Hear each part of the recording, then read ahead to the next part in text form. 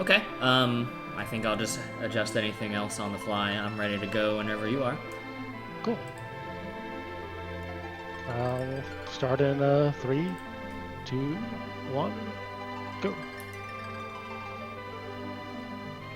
Welcome to Final Fantasy IV, the game where I push R and A repeatedly for about 7 minutes. You used to play this game, didn't you, Vic? Oh boy, did I. FF4 was not my literal first speedrun, it was Bionic Commando, but it was the first game I really streamed seriously, and the first speedrun I absolutely took seriously. So in a lot of ways, yeah, I'll fix that, Tor. In a lot of ways, it was a first for sure.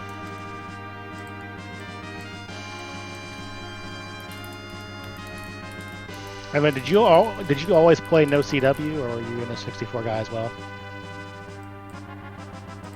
I started with no CW, and then I moved on. So it was also the transition was really stupid. So I did no CW for quite a while, and then I started playing no 64 without skipping the sealed cave.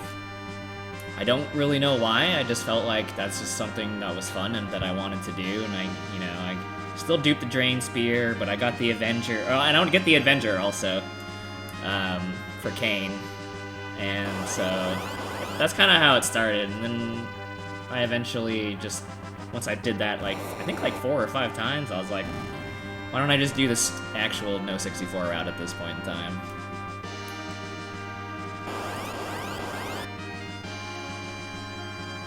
Did you ever get a PB on the board or anything, or was it just like I did this a couple times and then I was good? Yeah, it's on there. It was a lot of years before I got knocked out of the top 10.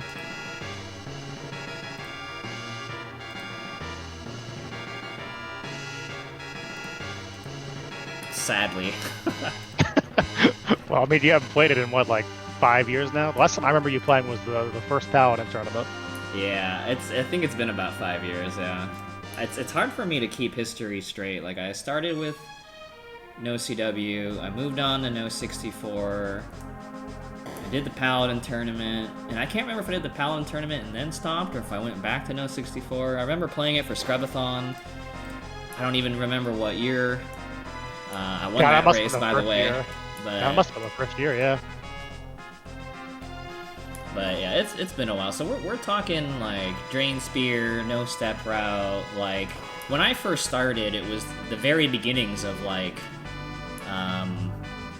leveling up Kane 1 extra level so that you could kill Golbez in 1 shot. Yep.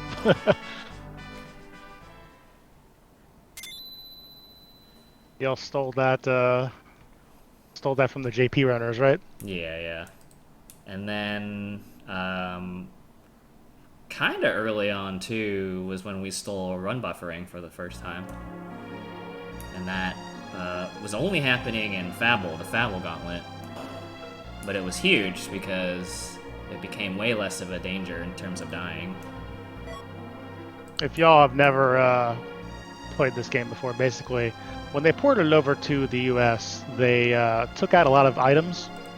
So and then they also reduced a lot of HP pools for some of the bosses. So basically, we have 2 different games, the JP game and the US game. And we try to steal strats from them, but we can't always steal all their strats because we don't have all their stuff. So it's really kind of interesting, trying to route a game where the game that other people are playing across the sea is totally different. I know, dude. I can't even not play Free Enterprise when I was playing it without, the J stuff. It's just too good. Yeah, it makes things a lot easier, especially because, I mean, one of the main RNG points of this run, actually, is the dolls, which you'll see in about, an hour 30? And yeah, if you play that fight in JP, it is way easy, and you play it here, it's like a freaking tightrope, man.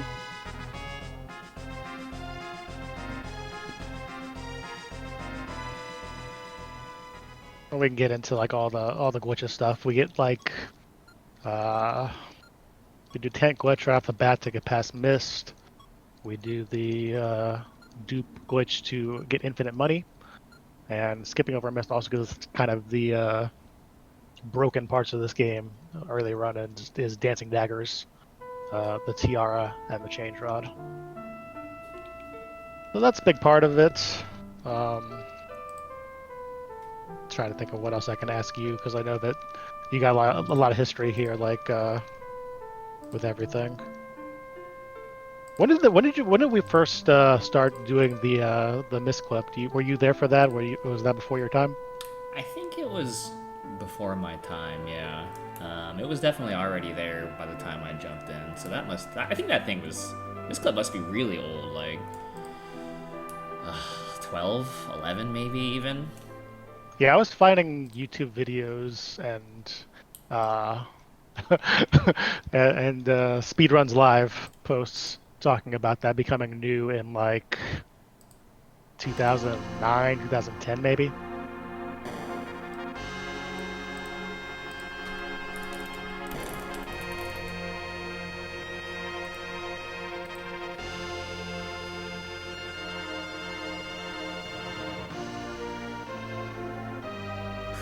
So Magus. Hey, Vegas. So only a couple parts of this run I have to actually be like quiet about, and that's going to be coming up here for seed setting and the Mist Dragon queue for the jump. Haven't haven't really practiced this game because I've been working really hard this week. I've got book deadline, but like we're gonna try to get the good seeds. It's probably not gonna happen. We'll try. All you gotta do is beat my PB, which I don't know what you can possibly do to not do that, so it's all good. Well, I mean, we'll see. Had some craziness happen the last couple times I practiced this. This is one of those games where it's actually, because it's 3-hour speedrun. You actually really can't neglect it that much if you want to keep it fresh. And like the last time I practiced was Saturday, so I'm kind of leaning toward play it safe, and we'll kind of see what happens. This game is like highly technical. It's actually not like it was even. I think even back in the day, it wasn't easy to execute at a high level, and there's harder strats now for sure. Yeah, there's definitely some newer stuff, but I think we're kind of at diminishing returns point with this game. Honestly, like there's not a whole lot you can do to make things faster unless you manip things. Working in back attack manip. Yeah, that's the world record right now by Roth has manipped back attacks and GP manip as well up to Mount Hobbs. And there are ways you can carry that further, but it kind of depends on just how deep you want to go down the rabbit hole. Like there's a lot of different paths you can take.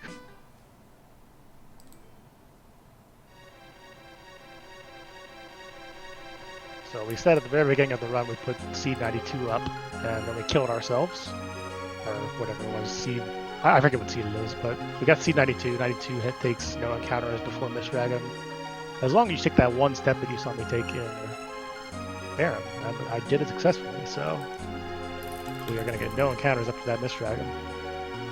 Yeah, I believe C92 also came about right around when I first started as well. Or at least not too far before that. You used to just reset if you got enough encounters. Those were the days.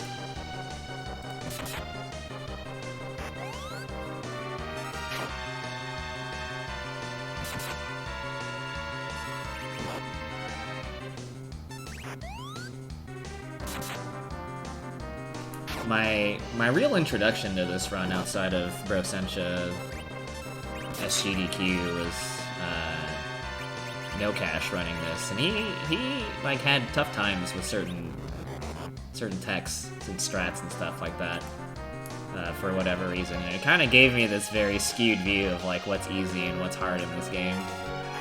And that starts with this fight of just like timing your jump to land on time. wouldn't happen sometimes. I'm like, oh man, it must be really hard.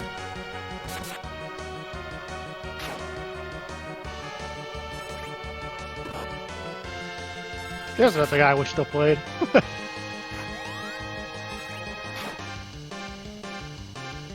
Maybe one of his comebacks will be real.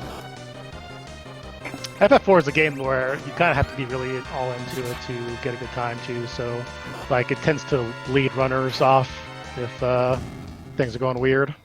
Yeah, I agree with that. What's up, Fumo? Thanks for the sub. Magus, thanks for the sub. Yep, I answered that question already.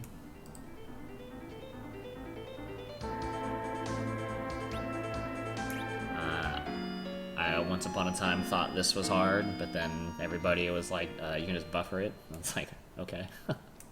That was that.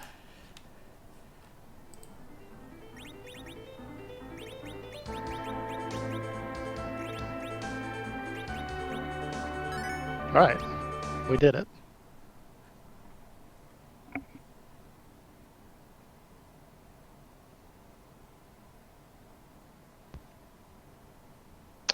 We did not do it.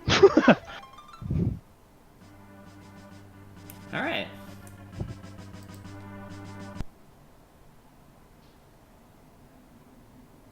Cool. I apparently have wiped that entire save off. Excellent. Well, anyway, I have backup practice save, so that's fine. It's going like FF2 already. Oh yeah, classic FF4, man. Alright, well obviously I have no idea what seed this is going to be on, but that doesn't matter that much.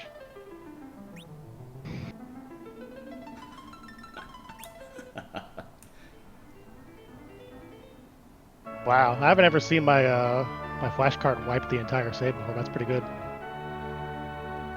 Well, that's bichathon for you, boys.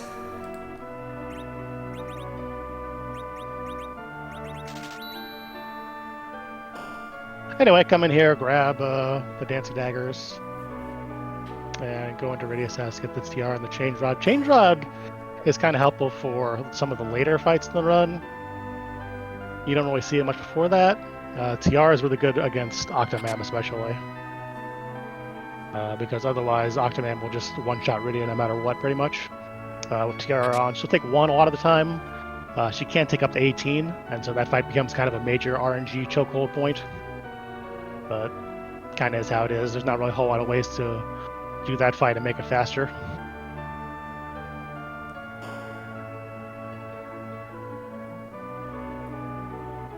I wonder where even, like, the nearest save point or something is for manipulating that shit. Getting, like, just no Rydia hits. You could save outside. Yeah, that's true. That's... Yeah, and I guess it's not like movement in this is all that hard. Nah. This is actually a very forgiving game as far as keeping step optimal, because you just hold buttons, basically. Cool. Excited to have no idea what seed we land on. This should be great. That's what we do around here. You let Jesus take the wheel.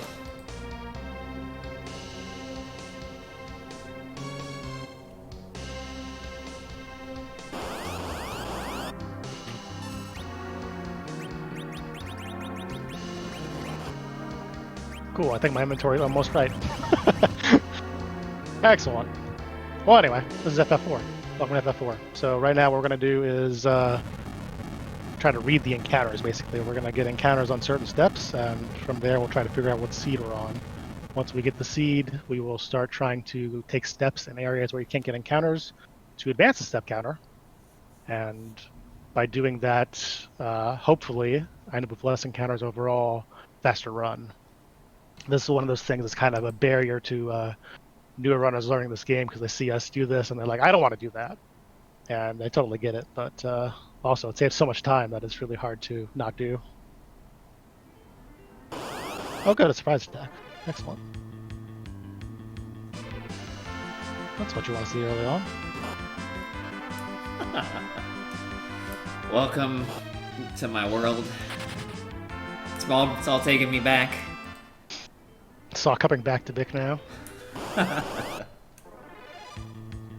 No, obviously everybody who runs RPGs deals with RNG, so I'm like not like this like pariah of bad luck, but it's like, and it's the same for Phantasy Star 4, right? Like everybody deals with the game's BS and plenty of other games. It was just always funny for me, and why like my name gets attached to things is because like it's usually the same things happen to me over and over and over again. Well, the good news is that we've got 3 possible seeds at this point, and they're all bad. So, Sweet. Everybody's happy.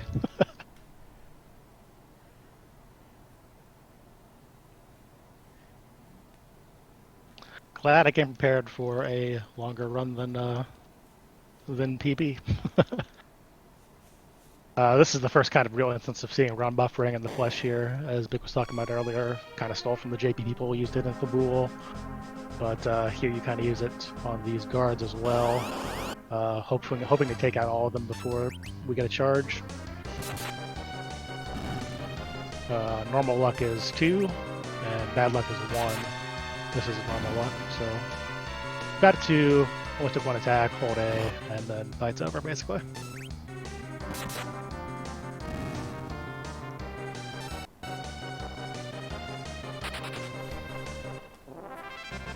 And we got Rydia on the team. Rydia is, as much as she's some people's favorite character in this game, not really the best for the speedruns. She does get some extra use now in kind of marathon safe routes, which is what I'm going to be doing, where she can add some viruses at Zero Miss. So you'll see her contribute a little end game. You'll see her contribute at Luge and Ruby, but otherwise, mostly going to see her either dead or throwing daggers.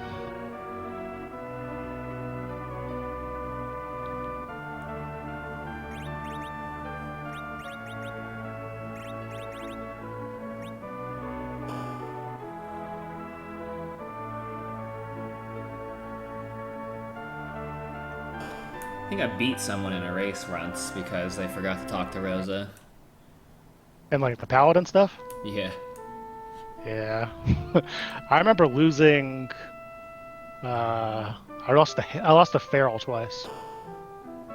And one of the times was because I went to Fabul, couldn't run buffer, and got wiped. And the other one was because I got I failed the misclip back when that was still a thing you could do. Yikes. Yeah, I had different tourney, but that's how I got bopped out of Kefka at Narsh. Actually, 2 times. This one time, I got rolled by Phantom Train, so that set so that set my seed low. Then, I remember that shit. God, dude. I was so mad. Do you think we're ever gonna have one of those tournaments again? I fucking hope not. It does feel like leadership on that's kind of all moved away or gone to something else, I guess. And then I got knocked out of the bracket because I immediately got round 1 slimed by Welk, so I was like, well, we're done. FF6 is a very easy speed game to lose time in. Yes, it is. Paladin, I didn't do the second Paladin tourney, but the first one, I ended up doing pretty well. I think I got eliminated just before quarters when I went up against Roth, and it was pretty funny because like Roth, as we all know, is like robotically good at this game. But every now and then he just like whatever, he's just like a mess. And so he was fumbling like all race long, and I was like ahead of him like the whole time.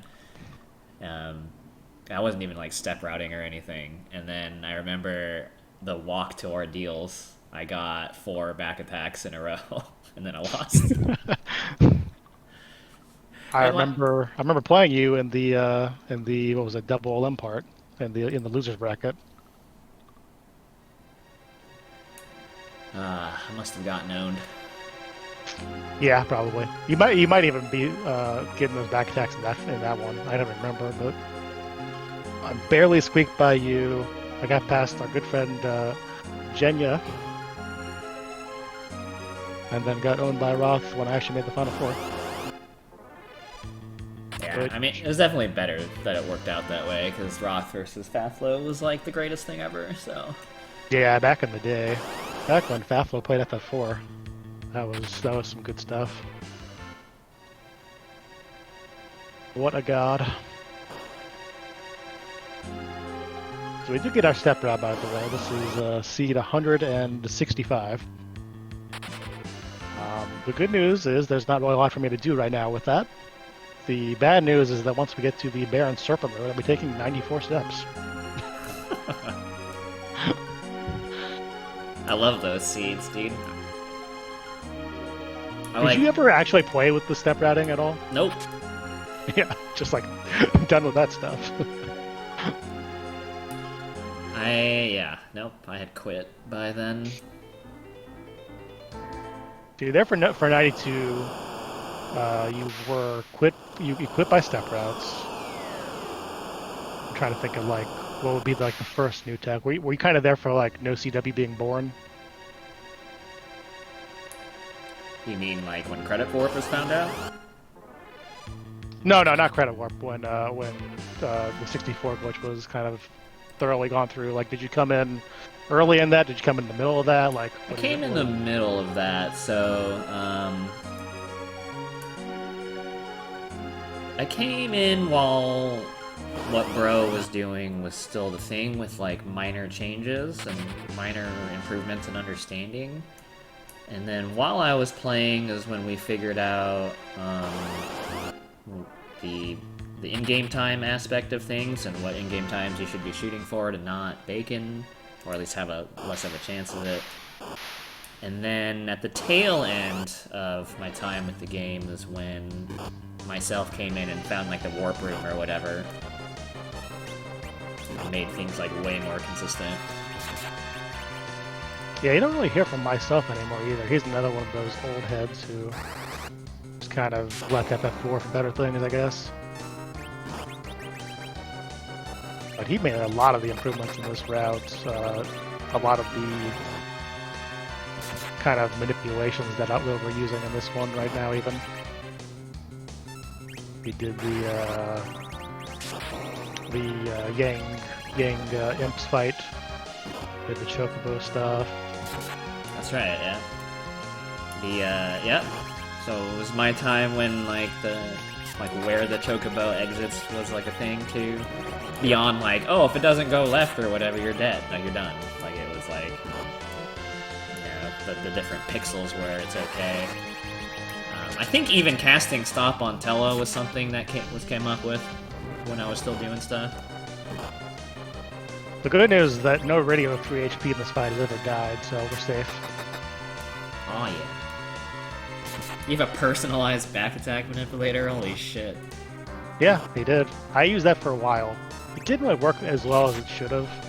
And I think it's because something got kind of lost in the translation between emulator and the console. But it was still really... it was really awesome to see him take it that far, and I feel bad that we couldn't really give him like a real send out or anything with that. Oh boy. That's fine.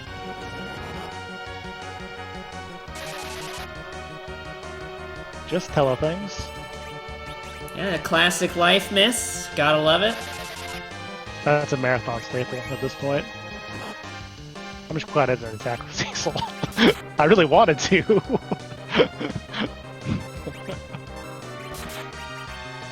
And we're already, well, like a minute and a half off world record. No big deal.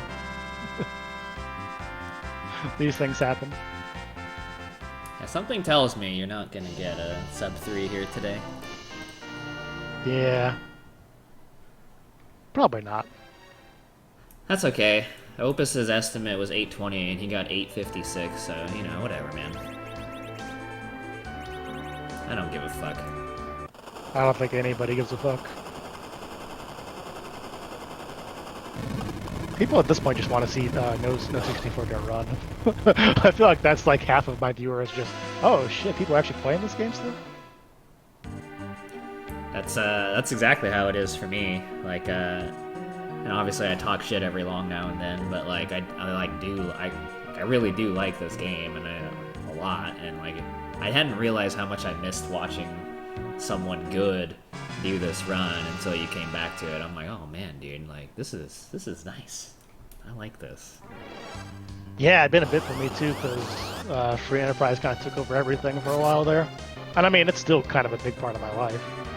Like, I probably could have been, like if I'm being honest with myself, I probably could have been making real attempts on world record by now if I hadn't been setting up all this stuff behind the scenes and making balance tweaks and all that shit. But I mean, you kind of do what you do, and kind of at a point with that where I can kind of put it on, you know, more of a delegation sort of train and then move back to this. And really glad about that. Really hoping that I can kind of push this down a little bit, at least get a PV or something.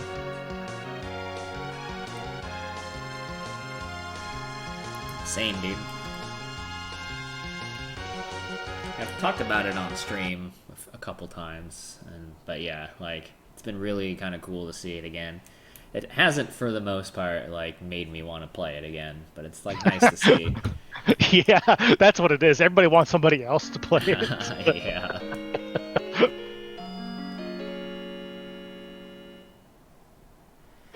I just keep thinking about like the games that I've put a lot, like I've legitimately put a lot of time into, to the point where like you're working with RNG and stuff like that, like actually working with RNG and not like I have a 325 because RNG, you know what I mean?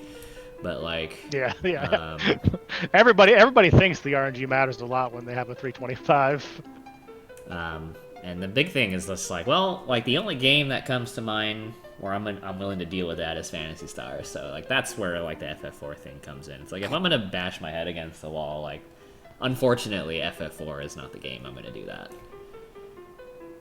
But, yeah, and I totally get that too. I totally get how, you know, I think Nirm's the same way at this point where he can't even play Free Enterprise. He's just done, and that's just, you know, you guys spent so much time on this for so many years. If you hadn't put things on YouTube, I probably would have never played it. I probably wouldn't have known that anybody speedrun it. So, just happy to be standing here. For sure. And I guess that's what we would like to see is like the next crop after like you to like come in and start getting stuff done, which is probably never gonna happen, but it'd be nice. It'd be nice. Yeah, I can't wait for that guy to come in so I can just tell him everything that he's doing fucking wrong right off the bat.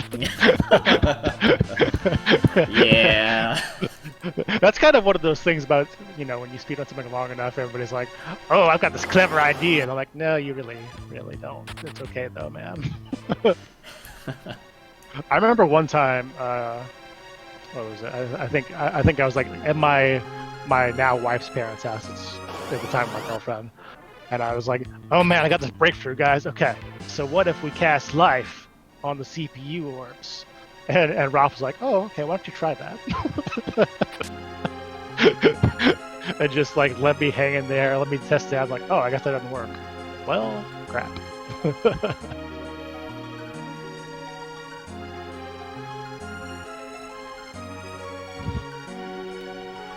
Yeah, and I know, that's funny, SK, and I know I've totally done that before too. I'm sure, like, I have no doubt, like, I can't remember any specific experience, but I'm like dead sure I've done it before. I've had to have. This is feeling very FF4 right here. Oh no. You'd love to see it. So we do have a safety life, but we're only going to get experience right over here, which is bad for multiple fights. But, oh boy. Yeah, that is FF4 for you. Just one back attack early on and you are wiped. This is the type of suffering that is meant to happen in an occasion like this. I feel like this is just a run that I put together so that you don't feel that bad about leaving the game at all. It's a nice recording going on.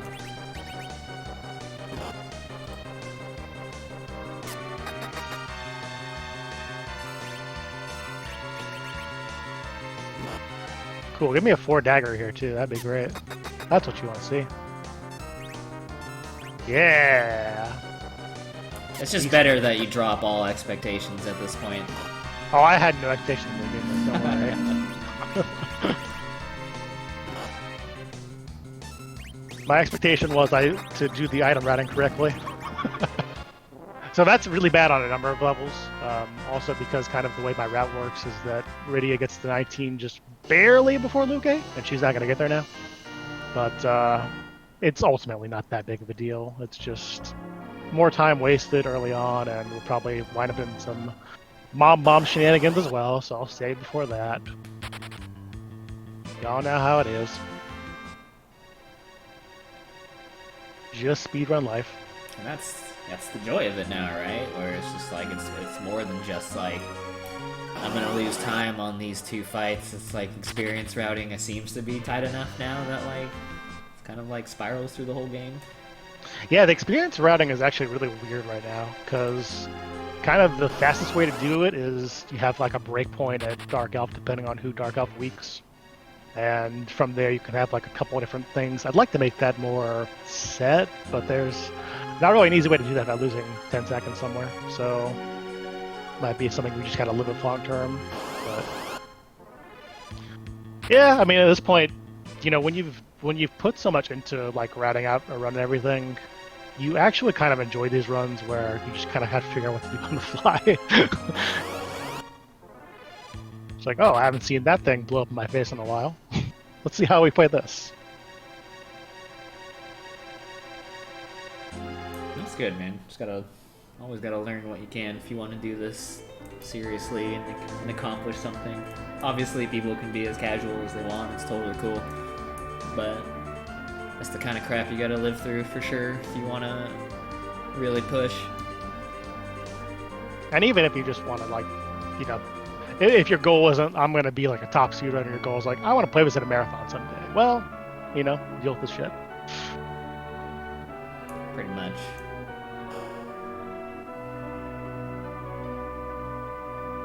Let me think about what else I could talk about that got discovered in your day. You remember when Nirm found out you could Dancing Dagger the Paladin, or the Dark Knight, sorry? Yeah, oh yeah. I remember that. I almost remember the tweet plus the vid. It was just like, I can't believe we never thought of this. You know? Yeah, that did say that, something like that. Yeah, I remember like watching it like in bed, like waking up in the morning. I was just like, what the fuck? That's crazy, you know? And it saved a billion years. Yeah, and because of the way that works, guys, is that the JP version, that Dark Knight has like 10,000 HP, and then in this version, for some reason, it has 1,000, and nobody questioned it. Nobody really thought about why that was, and then Nirm was just like, I'm just gonna chuck some daggers at this guy, he's gonna die. Saved a million years. I remember some people too were like, I'm not doing that strat, because you know it used to be the big inventory management time.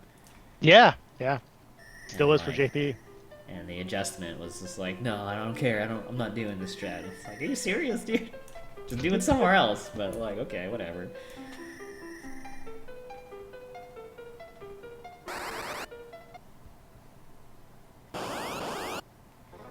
Yeah, one of my last runs was that my self warp room, and I remember I raced Magus because Magus had come back to FF4, and so we raced for the fuck of it. And it was probably one of the worst runs I've ever had in my life, and I was just like, so whiny and bitchy and mad the whole time, and then I still PB'd by like 25 seconds just because the glitching was faster. That's great.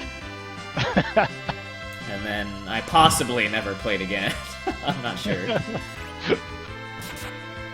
SGQF is what I heard.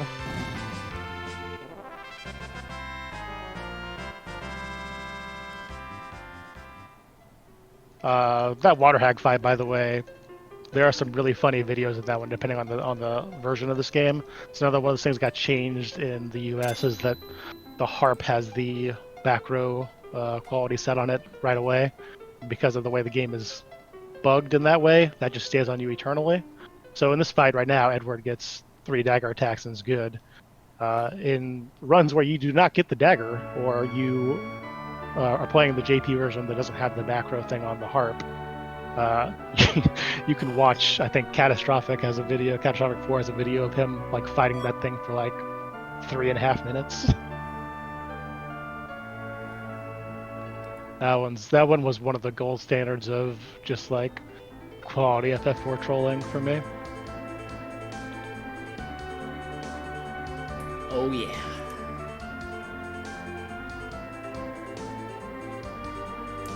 Yeah, there's already just so much that can go wrong early game. Like, you know, especially with C92, like, miss this nice and easy.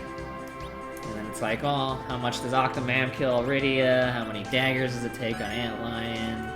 Before myself came along, how many turns does the imp fight? Yeah, and even like, even though you know he's done the work on this, and I've got to pull it up, like there's still a chance that I can pause and try to change something and nothing changes. That's true. Good point. At this point, I just want to get into that M fight. I don't care how long it takes. I just still want to get back attack and have to reset. That's my main goal. For sure. Because we have the way this game is routed, we have no life potions until Mysidia, so you kind of take it on faith that you can get through these back attacks. But Edward and Iridia are both squishy, and if they happen to get got in the back here, we got no way to get them up, so the fight takes forever and easier to reset at that point. Hey, look at that. Hey. Hey. Who called it? My man call it? Oh yeah. Yeah, nice bop, dude. 56 off of 55. Very nice. You'd love to see it. This, my friends, is a speed run. Let me tell you. This is definitely one man fighting a game that doesn't want to be played.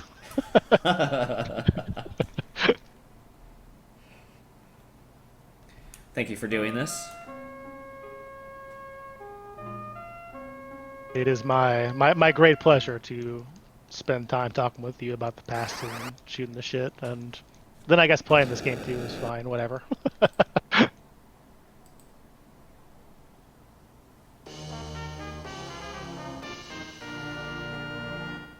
Yeah, so let me think. When I came along, I think we were still duping Cecil's gear at the beginning. Had C92 early on, misclip, easy. Stop tell on Octomam. Antlion's Antlion. Safety life, yep. And then, yeah, pretty much so far so good. Pray you don't get back attacked.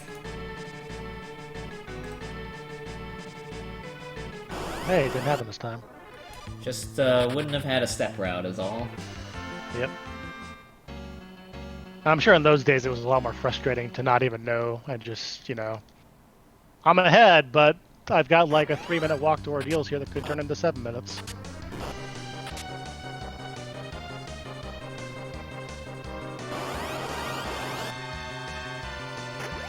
That's one of the bad rolls, of course. Why would something go right? So we're gonna try to pause and manipulate the damage a little bit. Doesn't always work, but we're trying, man. We are trying. Hey, look at that. We did something right. Hey. Something has gone well. The comeback starts now, dude.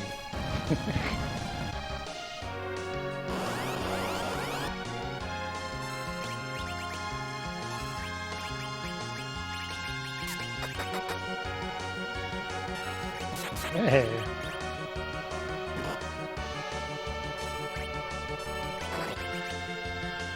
Yeah, just not gonna even chance it. I don't remember the damage rolls, just not even gonna chance it. How this game is going right now. There's a very slim chance for Reducer X, so I'll throw Cure 1 on her, but probably she's gonna die, and that's kind of what I have to be prepared for.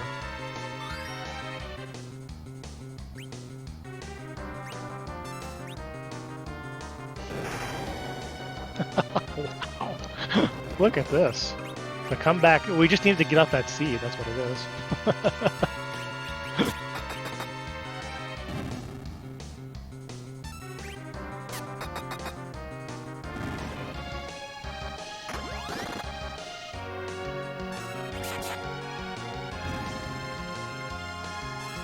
You even got the good ATB on this fight.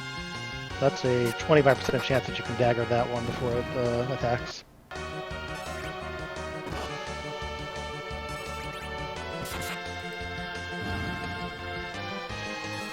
The only thing that's different from this fight from when you were playing probably is taking the bow and arrow off Rosa to set a back row glitch on Cecil later on. Ah, yeah, that's definitely right. Yeah, nice gold split, dude. Thanks. It's run number 2. Good to always beat the PB though.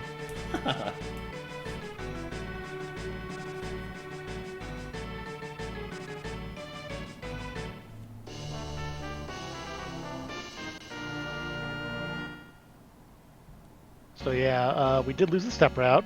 That is a thing. One of the big reasons you do step route is for this walk, actually, because it is horrendous.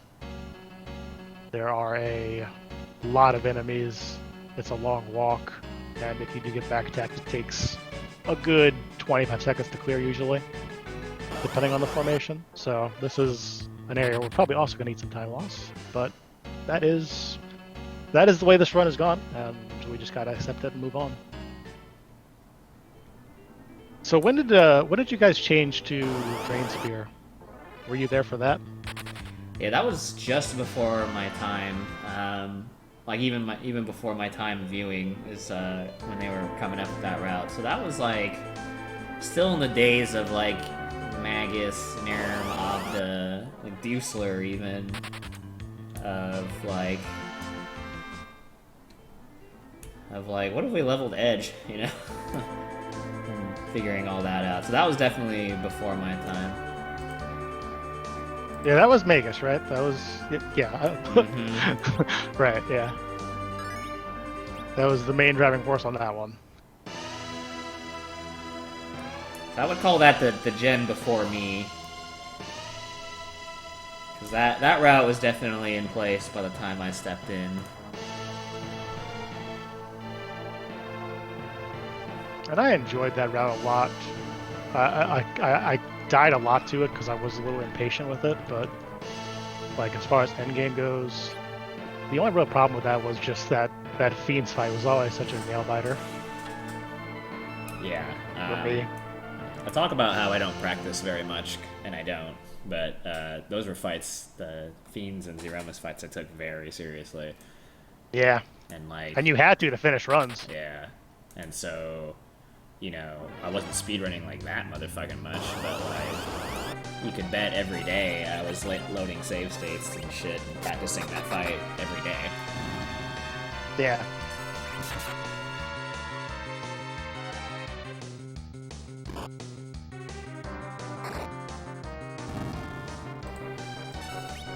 One minor difference you'll see in the Bull Gauntlet that I do now, that it's like we're really getting into like the really nitty-gritty time savings here. From now on the second and third guard attacks, we actually just swing with Edward, because there is a pretty high chance that he will one-shot them. So no dagger, just straight up attack. Makes sense. That was brought up before. I think it was just people didn't like. It was kind of like maybe a little inconsistent or too inconsistent for them. Yeah, I know. I can't blame them at all. It doesn't save you that much time anyway. But it's one of those things where like you're looking for anything you can to save seconds. Absolutely, you gotta. Yeah, I mean you start optimizing RPGs and you find as many coins as you can flip. Yeah, especially if when you flip a coin successfully, you get a lot of time out of it. I gotta be back in just a couple minutes.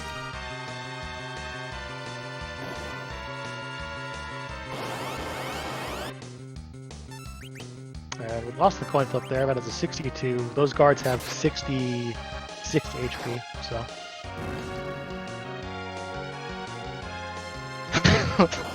Cecil's a boss today, man. Doing 11, which I believe is his worst possible roll. What a god.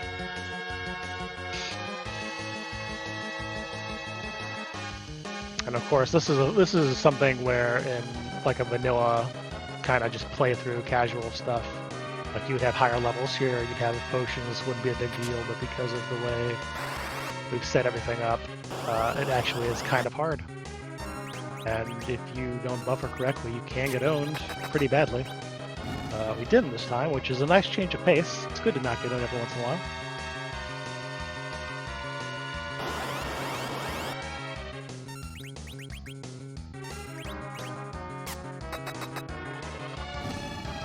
As I sit here looking at this, like, probably 46 to do.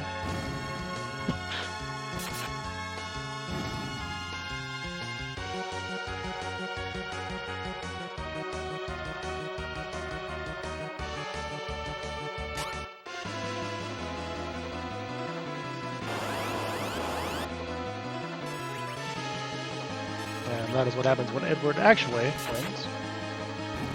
And Yang gets the one shot too. Now I did input the attack a little early there, so take that time loss, but otherwise, pretty good for Pool actually.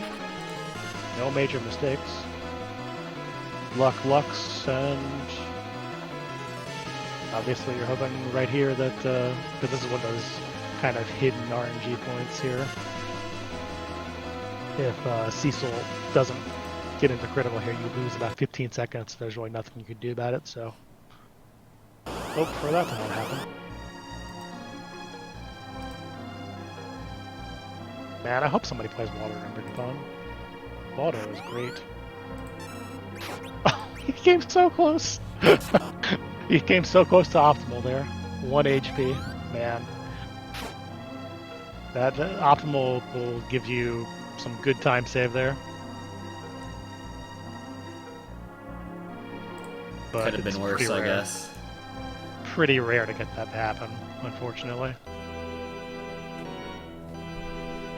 But yeah, now we're at the we're through with kind of the basically it's for lack of a better term RNG fest for the first 40 minutes of this run, and then you just start trying to throw carrots and trash cans at people and hope it works out.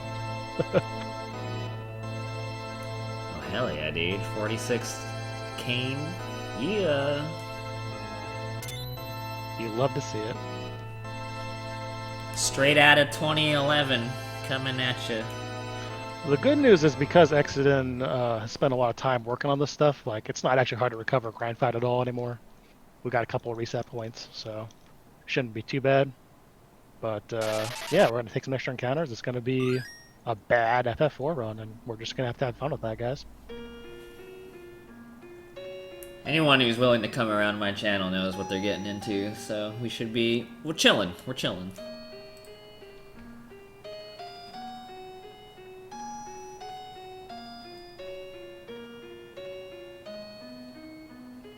So yeah, I remember it was Abda was #1 for a long time at this game, and then there was that day where I think y'all discovered reflecting on the wall at Fiends, and then like 3 people got the world record on the same day or something. Yeah.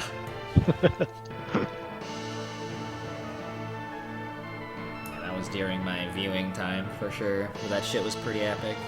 It was a wild ride for this game for a while before you started seeing the same couple of people on the top only. But I mean, I guess that's not really a fair statement, because even back then it's like, oh, they're 4 runners. Like, ooh, you know? So... Yeah. Which I guess is a lot more than there is now, but... Well, we got Exodus, we got me, we got Penguin sometimes, I guess. Yeah. And we got 2.5 runners. We got some newbies playing. That's a good start at least. That's fair. But, yeah. I mean, it's not like I ever reached like these high levels or anything like that, so I'm not trying to be all fucking Haiti or whatever, but you definitely, like, I always just like pray, I guess. It's like, man, you want like 10 people who are hella good just like going at it. Yeah. And the weird thing is, like, you know, the randomizer for this game really took off, and like you think like, oh man, played the randomizer. Now I really want to play the original, but The original Nope. is like the quality of life improvements and the randomizer are so good that nobody wants to play the original anymore. Everybody hates slow walking. But then they won't run FF5 with fast walking. No one's ever happy. No one.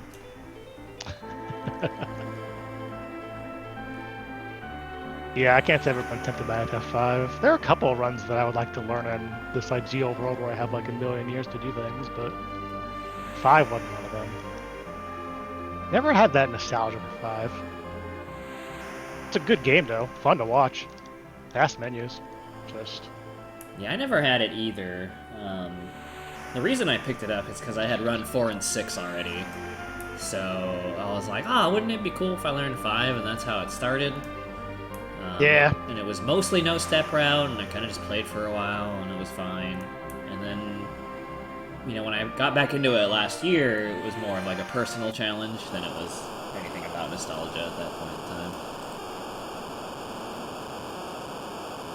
Yeah, and 5 has a tough step route now. Although I'll be honest, I'd rather have like a consistent step route than this crap we got to deal with here in 4, where it's like reset and who knows.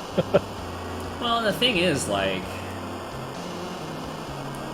number one, you don't even have to have that step route. You really don't. But number two, it's like, if you look at the top 2 times of FF5 right now, which is Misuko in first place and me in second place, and if you know anything about our streams, like, he's a minute faster than me, but because he just goes, right?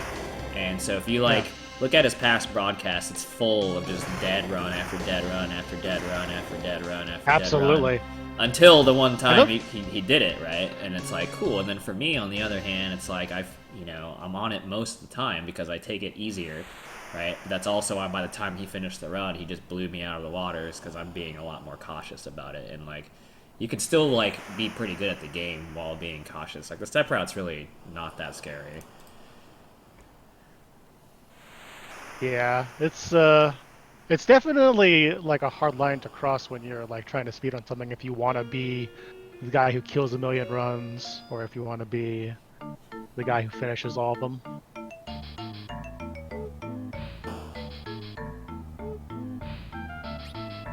I think we got that shopping right. Yeah, I think we got everything right.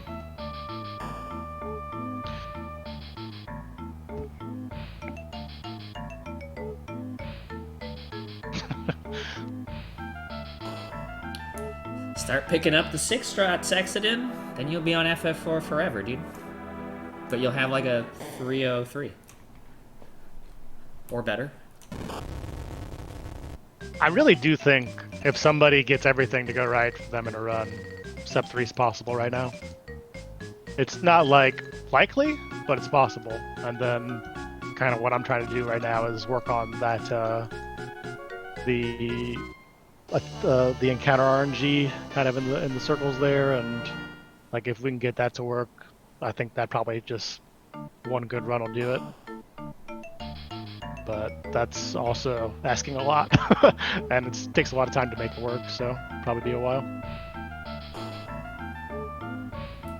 I guess that might be true, yeah, I don't know. I think people just, and I do it all the time, don't get me wrong, of like, kind of psych themselves out ahead of time of trying to jump into that kind of stuff. And honestly, like, it's really not that bad. I mean, take it slow, and then that's speedrunning in a nutshell, right? You take it slow, and then you get faster over time. And it's just, I don't know, it's just one of those things that has to be done. And it ended up just being one of the most fun runs I've done, just because it always feels really good to get a whole step route run going. Like, I really don't give, like, 2 shits that I got beat. Like, it's like, dude, like, my time's pretty good, like, and I worked for it, and that's really all that matters. You know, it's really weird to kind of consider the idea of somebody else learning something, because everybody's so different. Like, for me, it was one of those things where when I was doing Paladin percent, I got really upset if I couldn't get the quality Mist Dragon time. So I had to learn 92 off the bat. And from there, kind of just spiraled into why isn't my time as good as who was good at the time? Miriam, Roth, you. I don't remember if Vegas played Paladin 1 or not. He played Paladin 2 was really good at it. Bafflo, yeah. Yeah, I was into that, so that kind of just dragged me down the hole. Whereas for other people, it's going to be something where you're like, I'm thinking about learning this, and you can't like tell them what they need to learn. You just got to be like, you want to learn that? That's cool. You should learn that. Do that, man. Go at your own pace.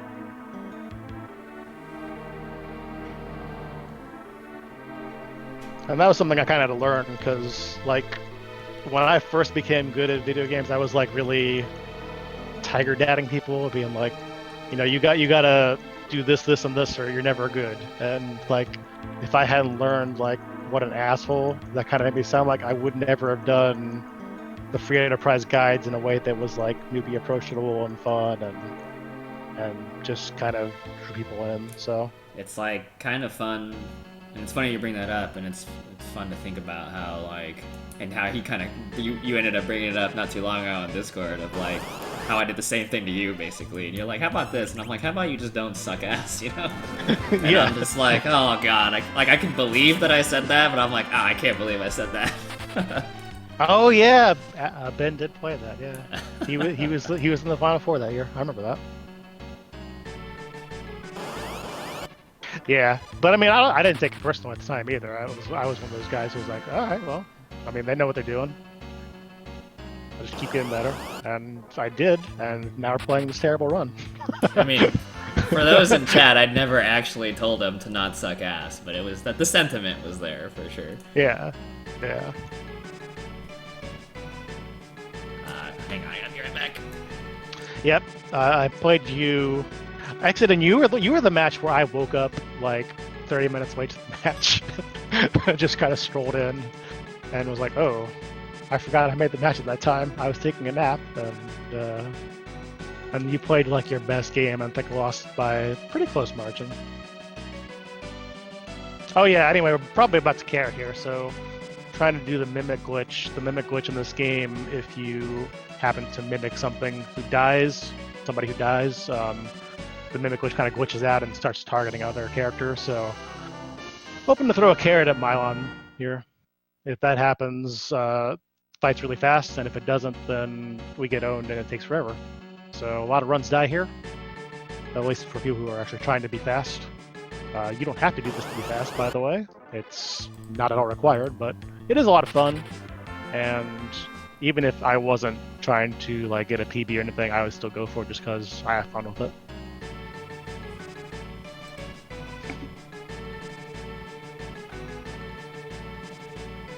I did decent in Paladin 1. I got a sub 1 in there somewhere.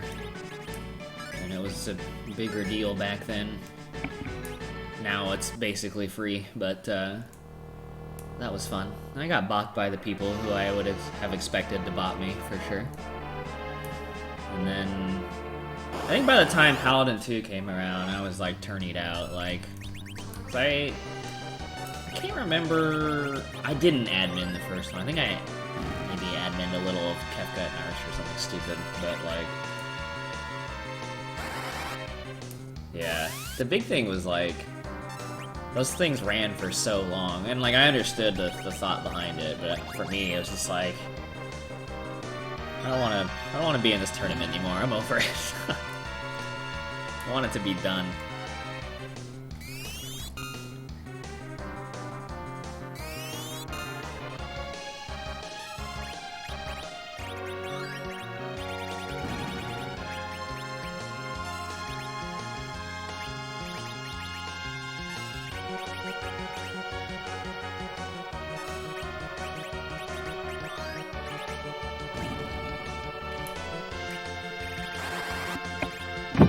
Cool care, bro. Yeah,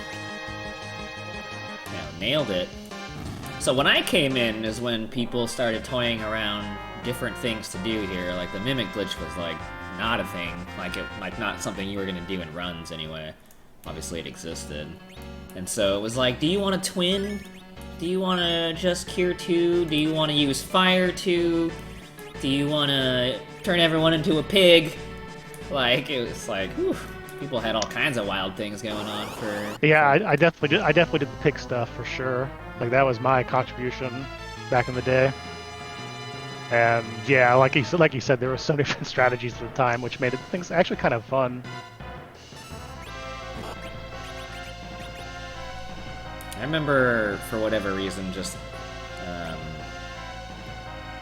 I don't know, I just got stuck on taking the extra time to menu Fire 2, and then using Fire 2 on my own Z.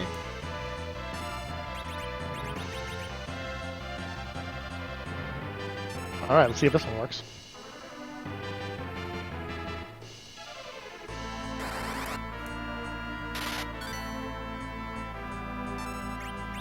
Cool. Easy game.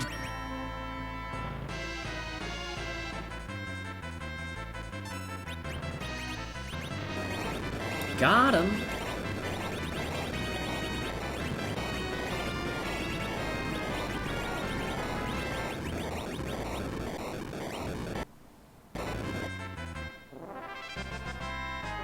You know, I still haven't missed either of those in a marathon yet. I keep waiting for it to happen.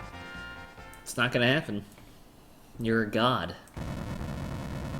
Like I'll blow them on my stream all the time because I try to be too fast with the stopcast, especially on Mylon. But in marathon, it's just like for some reason that's the one thing I can do right no matter what. Got a nice gold on that one too. Look at that. That's the kind of important shit, though, too. Like, even when I was thinking about... I mean, like, obviously you want clean play all around, but it's also, like, when you're showing it off, and the whole point is to show it off, right? Like, if there's, like, a clean trick to show, like, that's what you want. You know, yeah. It's like, oh no, I'm on a bad seed, and I had 2 extra encounters and ordeals than I would have. It's like, okay, no one cares about that, you know? But... Yeah. Well, I shouldn't say no one, but... The average viewer doesn't care about that.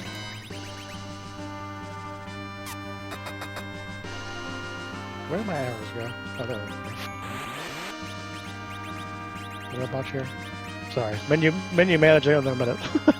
Yeah, and it's one of those things, too, where back in the day, the Mimic Witch stuff wasn't really ironed out that well. I think Nierms, to his credit, spent a lot of time making both Trash Can and Carrot a lot more accessible. Oh yeah, dude. I think that was 2016 maybe when those first popped out as like really fully fleshed out, and Carrot was pretty reliable for once and saved a million years if you get it right. So that was a big crazy change shit. Yeah, because like you'd have him and like Roth just fucking go for it and like fail it half the time, but when they didn't fail, it's like, oh fuck, dude, like 56 Mylon or something like that. Like damn. Yeah, world record now has 5640 Mylon Z. Ooh.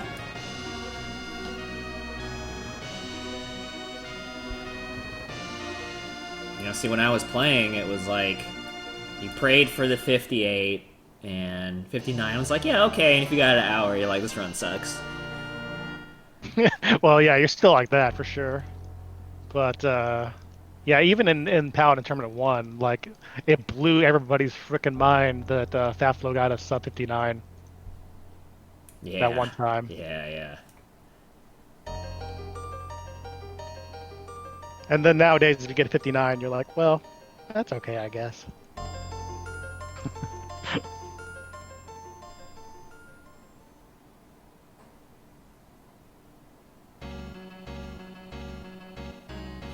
Anyway, we did all the good tricks. The rest of the game is boring.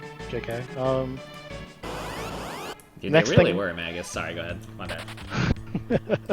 Next thing we're going to do is actually go throw back row on Cecil.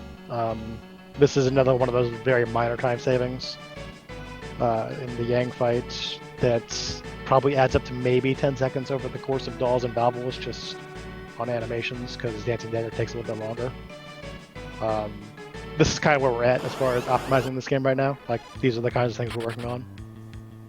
And yeah, that's the next 10 minutes of this run are going to be a lot of cutscenes and a lot of really easy fights. So more history, please. So I only had discovered Twitch like late 2012 or something like that, 2013. And so I remember catching some of the madness that like Magus, Nir, Dusler, Crumps, Obdo were doing. Not a ton. Like I don't have like that history on Super Lock, except for like some of the major events, you know, Edge and Trading World Record, and the first relay, of course, when Magus died in Fabble, and then still beat Dusler because Dusler, probably on top of sucking ass, also didn't mash text. So that was pretty funny. Wow, I don't remember this happening at all. Was this even like? Was this even like recorded anywhere? Yeah. I haven't watched this one. Yeah, I think it was the only relay to be on like Puexel's channel or something like that. Like there was no Limit Break channel at the time or anything like that. Yeah. Limit Break was a big step up for sure. Yeah, that shit was hella funny, dude.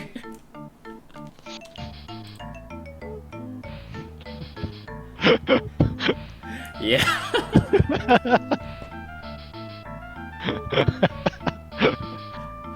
This is the guy you want to bring back? Yeah. No, I don't want him to bring back because I don't want to come back.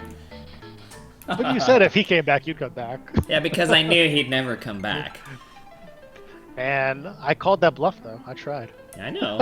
I tried. I appreciate that. And he was trying to talk shit as if, like, well, you know, I saw that post. I responded. I'm like, we both know you're not gonna do shit, dude. Like, don't even try to come at me. Like, you don't even stick with the games you actually talk about wanting to play. You will never stick with FF4. And he was like, yeah, you're right. Yeah. When I first started speedrunning too, I think it was kind of a thing where I was between jobs and I got to actually put a lot into it. Like, now that my time is more limited, 3-hour run, if I had to start today, like I probably would never attempt a 3-hour main category speed game. That's a lot. No, it is, man. That's been the biggest life change for me, is having to work from home and then having just way more time to stream. Because before it would be like, okay, one attempt 2 times a week or something like that. And obviously, yeah. I obviously still accomplished whatever it is I've accomplished, if you can call them that. But in the past 3 months, I've probably learned more games and PB'd in those games than I have in the last like 3 or 4 years or something like that, or 3 years. You know, it's like, time is everything, man. Yeah, whereas for me, like now, because my wife's working from home, like, and kind of what we did is turn the game room into her office because we had no office before. So, like for me, it's actually really hard to actually commit to like daytime runs or anything right now.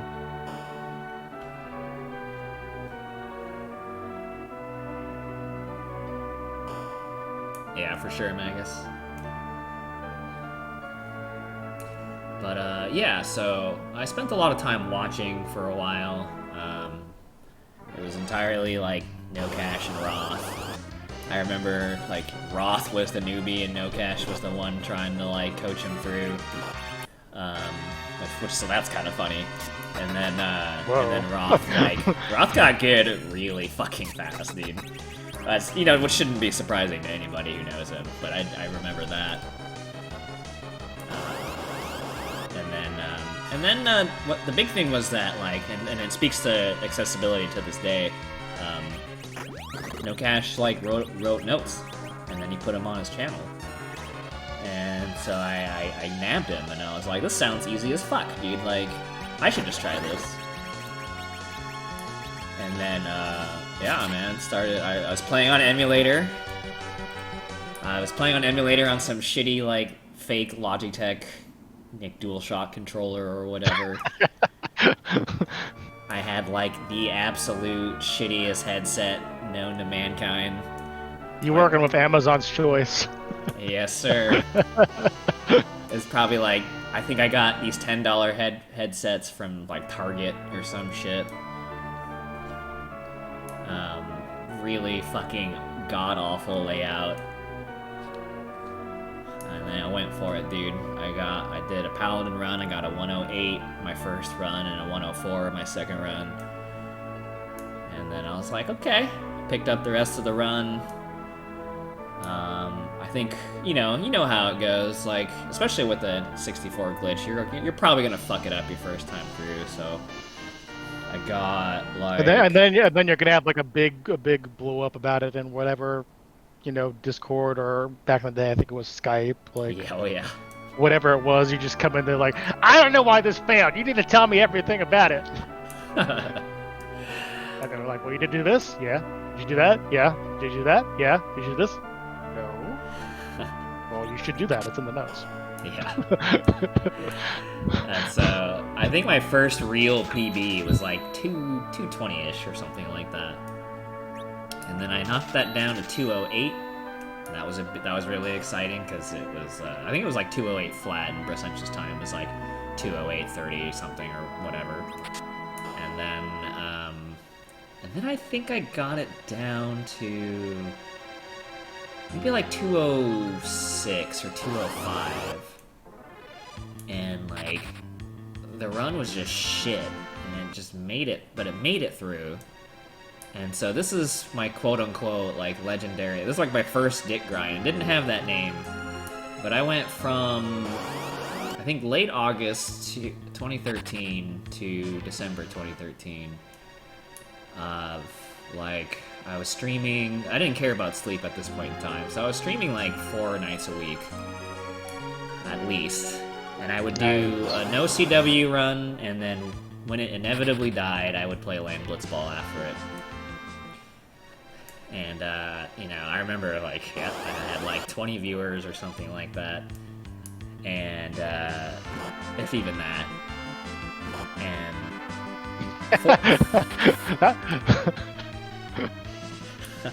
yeah, I was motivated, man. And I gave a lot less of a shit about teaching children, which means I gave a lot less of a shit about getting my sleep. Which is obviously different now, but like, I just remember outside of 2 runs for 4 months, 4 days a week, outside of 2 of those days, I was at least 2 minutes ahead going into the glitch every single time. Every time. Yeah. I had my in-game time on lock, I knew my pauses, I was consistent, dude. And then I'd either bacon off a sealed cave, maybe, but most times I would, like, miss Fusoya, and I'd have to go the long way around, and I just wouldn't make it. And I was just like, I hate my life, dude. When you started playing, did they have this MP underflow glitch yet? Yeah, like, absolutely. That was a thing? Yep. That's been a thing for a while, I feel like. Yeah, I think it was very much worked in, for sure.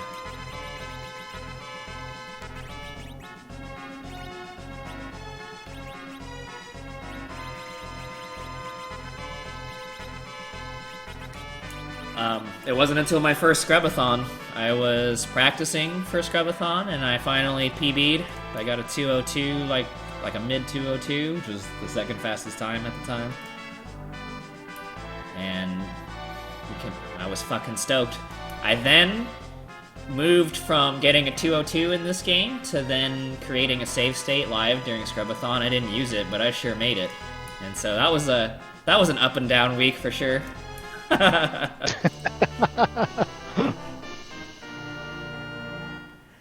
got rightfully shit on for like a week. Like, I deserved it. But like, it was just like, oh man. From the highest of highs to the lowest of lows.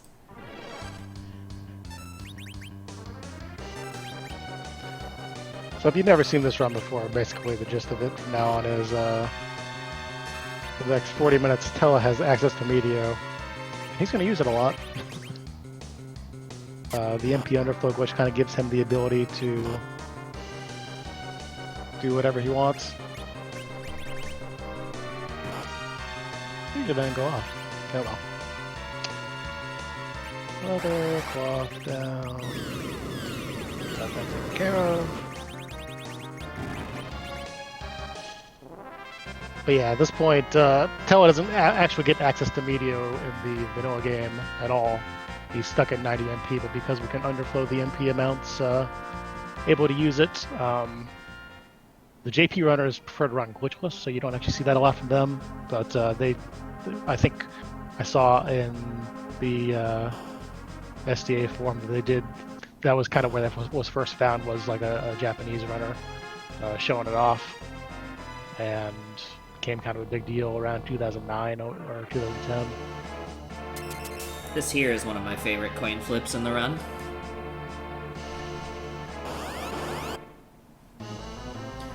Farrell, I literally just got done saying I never loaded the save state. I just made it, okay? Come on, man. You can't even troll correctly.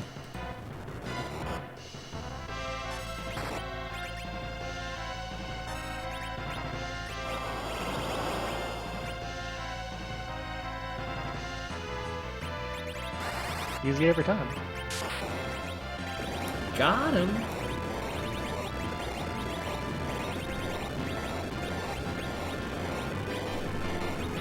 Boy, that menu was terrible, though. Oh well.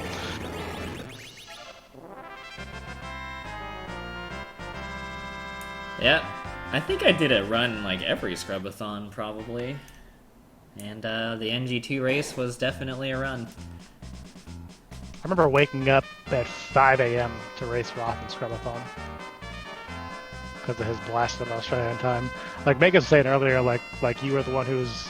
I went to bed, he was playing, and I woke up and he was playing. That was Roth with me because at that time, of course, I'm in Central Time and Roth's in Australian time, so it actually almost made sense.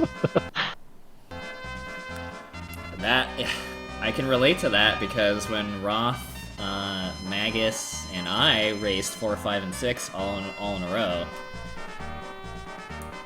I bet all three of us were unhappy, but like, yeah, I remember getting up at like 4 in the morning off of like 3 hours of sleep and being like, okay, time to do this, whatever it was, like 12-hour run or whatever. I mean, it was fun as fuck, don't get me wrong, but it was a long day, man. Yeah. Yeah, I can imagine. I think the last stream I had that was even like close to that long was when we had the first Free Enterprise finals, and some idiot organizer was like, "What if we did 3 runs back to back to back?" That guy was a dumbass.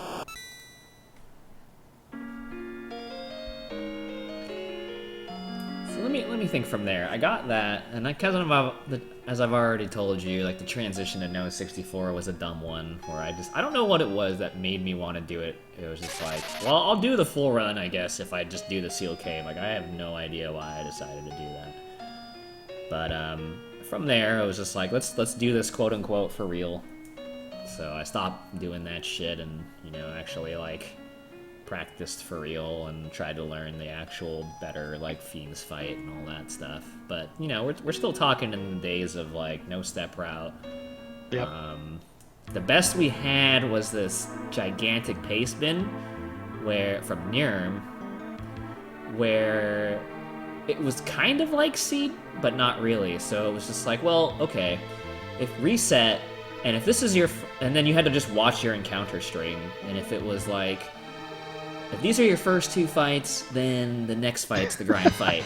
If these are your two fights, then reset. If these are your 2 fights, fight 5 more fights and then go into the next room, and then it's the grind fight. Like that's pretty much what we had.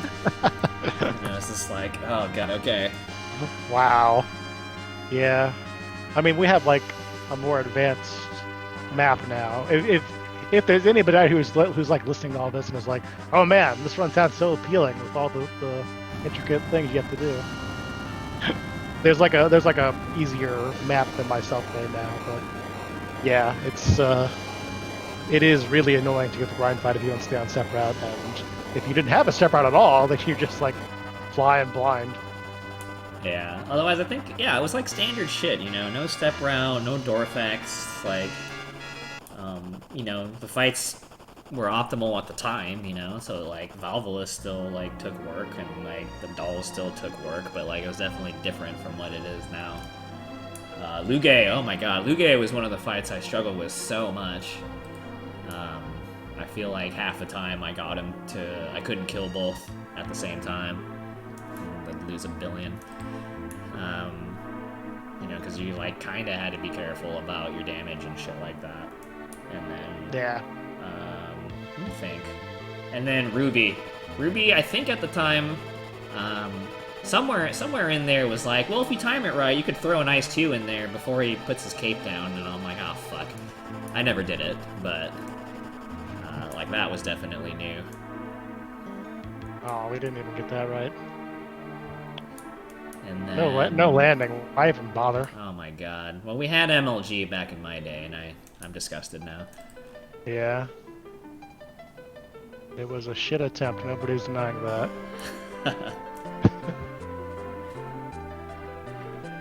But yeah, I eventually worked my time down.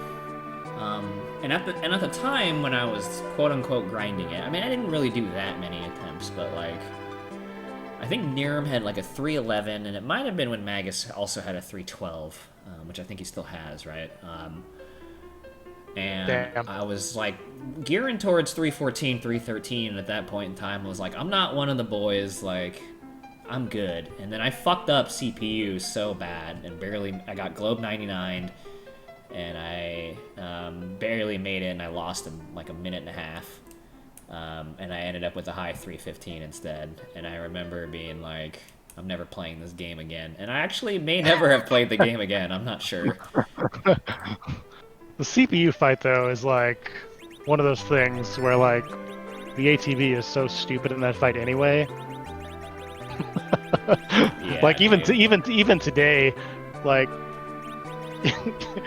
just trying to make it work now. Like I gave up and let Exodin make the strat for that one because the way I was trying to do it was like so convoluted, and the thing changes so fast if he happens to get kind of his best ATB rolls. And we talked about my last no-CW PB, so clearly I did play the game after that. But I'm not sure I did a no-64 run again after that. I honestly don't remember. I just remember being like so deflated. Yeah, no, I can't blame you on that one at all. And you know, to go for 3 hours and then you just get owned like that—that's kind of a skill that you need for this run, apparently now. Yeah. It was just one of those things where it's like, obviously if I kept playing for however many weeks or months, it would have happened again. But like, it was just like, at the time, it was like the run of my life. And I was like, no, no. Yeah.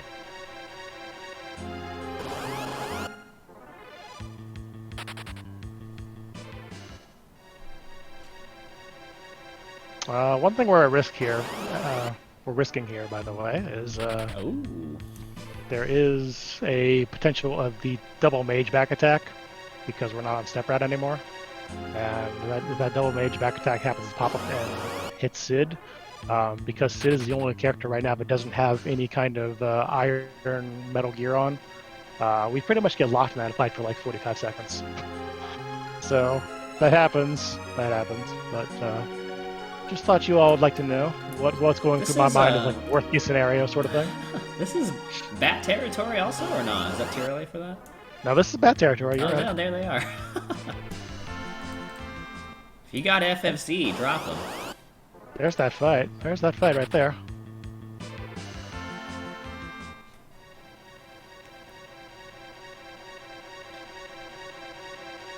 So the bat is the first of two things that got my name attached to it. So it was kind of, like, as I was mentioning earlier, and people might not have been here, is like, you know, obviously you play an RPG, you're going to deal with RNG, and you're going to deal with bad luck, and so you can get into back attacks here, and in back attacks all the enemies are going to get their turn before you get to run. And just the drain animations are just like so time consuming. You just lose a billion, and it's like it's just one of those things where like obviously everybody gets owned at some point in time or points in time. And for whatever reason, as tends to happen to me in these games that I like grind or whatever, it's like some of these things just happen to me a lot. And so that's where big bats come from, because like I think I made one little highlight about how I got like 6 of them or something like that, and I was just like, Jesus Christ, and then it just kept happening, and now my name is attached to it, which is, you know, it's always fun, but like, it's just like, oh my god. Yeah, and And what was it at RPG Limit Break? They started hitting you with actual bats. Was that what that was? Yeah. I think anytime one of the racers got a bat encounter, I got hit. Ah, the OG Limit Break, man. Where the crew was so small, you could actually work in stupid-ass memes like that, and people would actually know what you were talking about. Yeah, I was looking at like, because obviously I went through SDA forums recently looking for old stuff to try to like play around with, and I found the Crystals for Life, kind of like a thread of pictures that got posted during that, and I was like, ooh, some of these were very intricate, and also some of them probably wouldn't fly today. Yeah. Well, that's right, Farrell. Someone went hunting for bat encounters. That's right. I forgot about that. I think that was near him. I think it was Nirim, because Nirim lost his run somewhere, didn't he? Yeah, it was like one of those things where for a long time he couldn't do Canada Trash Can in a marathon. Finally did it, I think, in like Yeah. RPG Limit Break 3, maybe.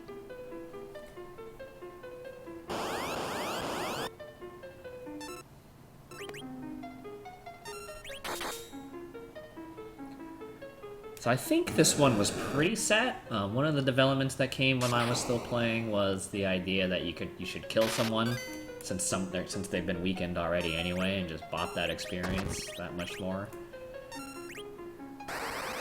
Yeah, right now the only big thing is we're not attacking with Yang at all. Trying to save some frames. A nice Cecil week. That is actually perfect, yeah. That is exactly who you want to see weak right now. Yeah, I think it was the opposite back in my day. It was like the only thing you didn't want to see. Good miss. Good hit. Dark Elf, you're my boy. Nice. D breath. This does create the problem where you want to get Yang dead of Flame Dog, but at the same time, getting Cecil weak here means you get to carry him a little bit longer to the Dark Imps, and you get a free fight there instead of one that actually becomes a little bit annoying. Gotcha. So that's done. Make sure to light up our Cecil because we're going to go to hell right now.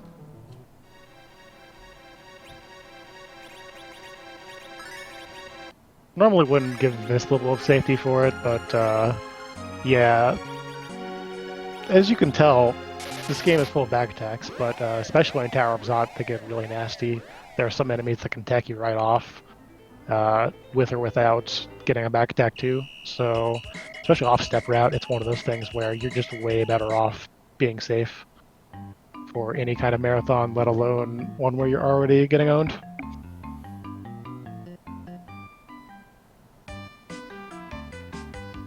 And for me, especially because I wind up carrying Cecil and Tella on the back row at the same time, if I get a back attack in particular, that can be really bad. And also I'm carrying less defensive equipment on Cecil than in the old days. Like, I've only got the Paladin Shield on, so this is definitely a save point.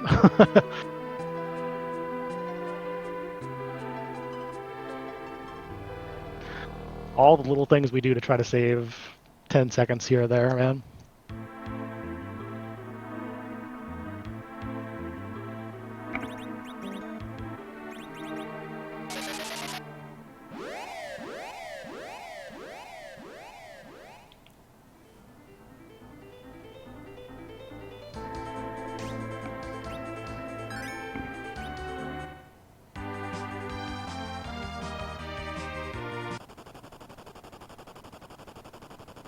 Maybe Magus can answer this better. I feel like not too long before I found the speed run, so even before I started, like, Fire Sword wasn't like always in there, right? Yeah, that's a question it's definitely better for Magus. That was the thing for me ever since the beginning, and it was one of those things where, like, we even tried taking it out at one point, and it was just like, there's no way that we can do that and save time.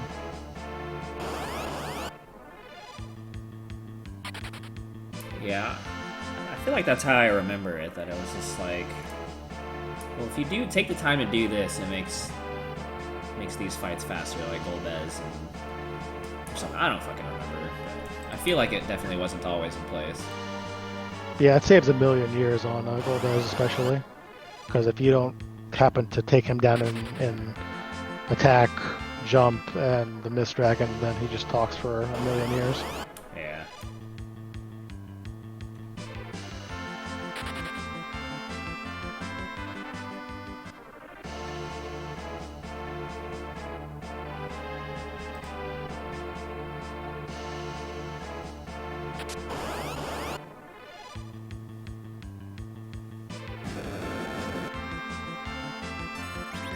Bad boy. You want to hit Yang. Yang is your target. There you go. Good boy. Who wants a treat?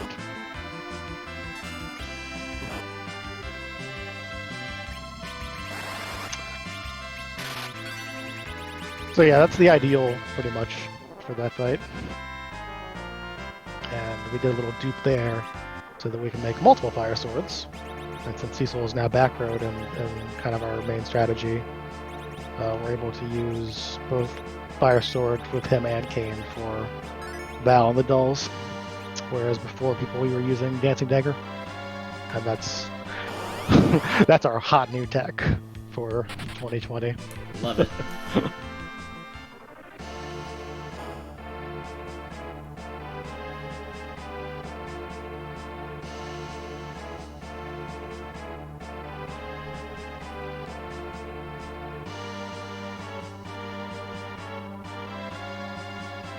Still one of my favorite clips to this day is Dusler dying to Valvolus and just saying fuck like over and over and over again before shouting it as he slams his headphones on the ground and walks out of the room. That's great. I gotta catch that one. See, Dusler was so before my time that I never even knew that he was like a real FF4 head. You look at his time and you would never guess that he was like a runner, you know, because he never got a Drain Spear run finished, where he should have like a mid 320s and he has like a low 340, I think. Yeah. But he was in on it for sure. Yeah, go find it, Magus, and drop it in the chat, dude. It's so fucking good. I mean, if you want, it would be great.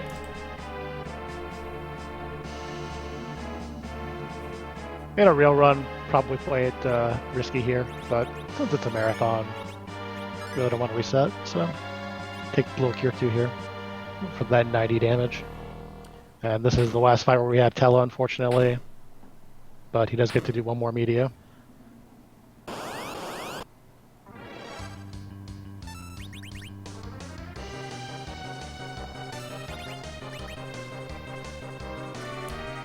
Farrell Neerman and I actually met through FF4. You can imagine it's probably weird to be like, Dusler ran this game? It's probably, maybe still weirder to think about, like, Farrell ran this game? Like, yeah, man, it's crazy. Well, Farrell was running this game when I was still playing, so for me it's not that crazy. But yeah, for other people I totally get it.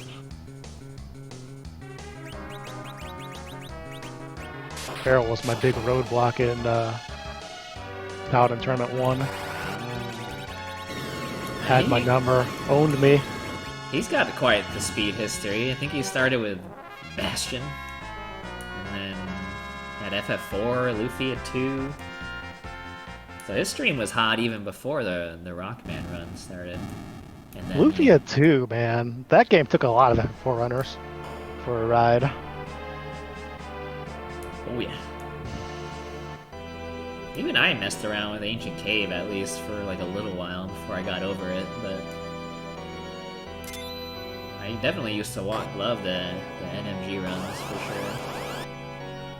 See, that's one of those games that came out so late that I never understood that it had actually happened back in the day, so I never played it.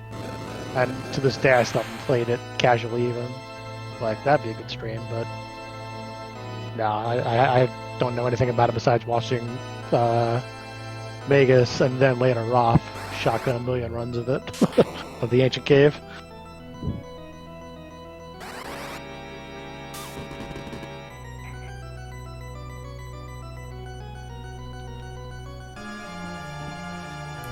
Oh, yeah. I'm gonna save this one for later. Should I play it on stream?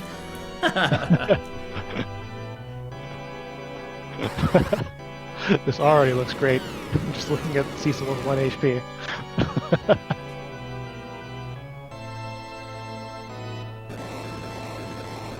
Alright, we're fucking doing it. I'm putting it on stream. Alright. I'm gonna mute yours.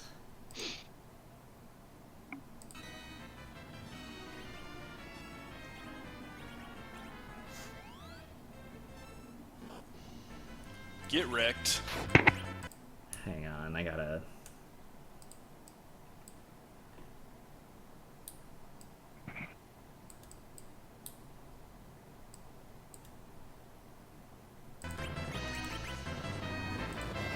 Fuck! Fuck, fuck, fuck, fuck, fuck, fuck, fuck, fuck.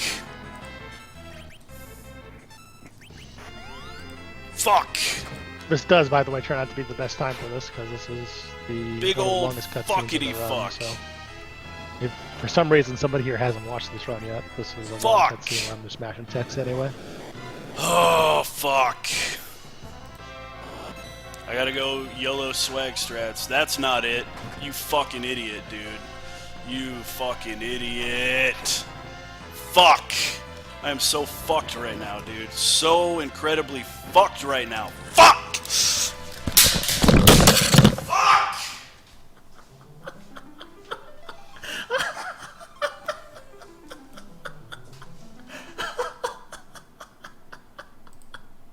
Oh my god, dude. Oh. I'm fucking dying again.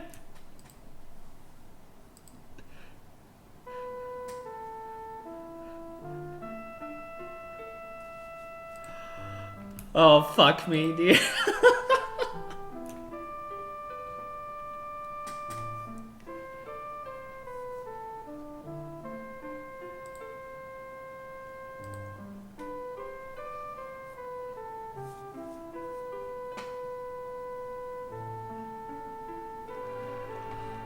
I'm actually crying. That was so good. Like, I knew it was funny, but I haven't watched it in forever, and oh my god.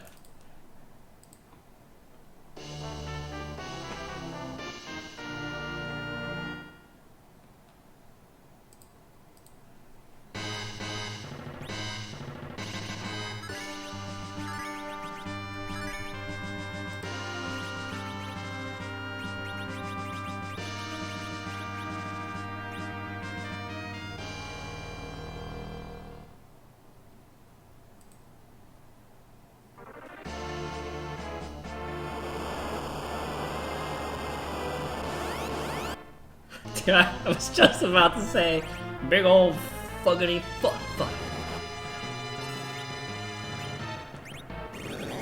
I'm just gonna assume Rivers is concentrating. Yeah, I'm at the valve fight now, so this is the thing. Hopefully I won't be cursing.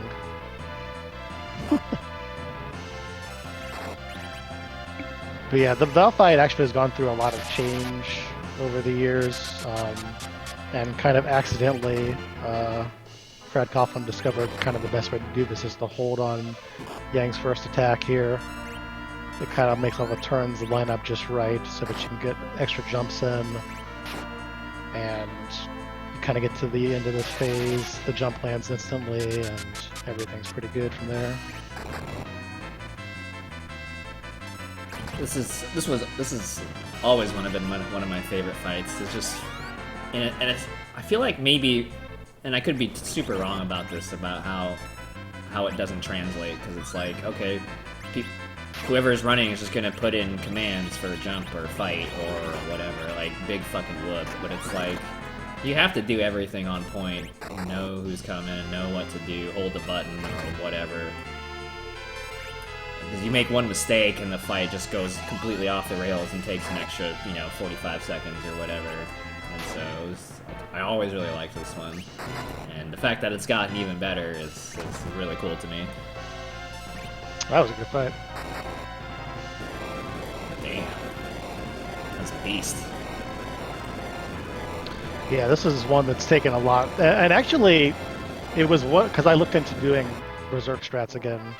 Kind of the way this has gone for the last 2 months has been me kind of toiling in the background at like 2 a.m. Like, what can I fix here? What can I make better here? What if I did this? And a lot of bad strat ideas get tried out just because I'm trying to make things happen. And so So one of these routes that I kind of picked up on is, what if I get Berserk for this fight? And it does save time, but because of how optimized this fight is now, it doesn't even save that much time. That's kind of the crazy thing. Like, you can only get like 15 seconds out of that. So this is a really good fight now. Do it well. I think that's maybe the saddest part about the run is Berserk fits like nowhere, even though it's so good.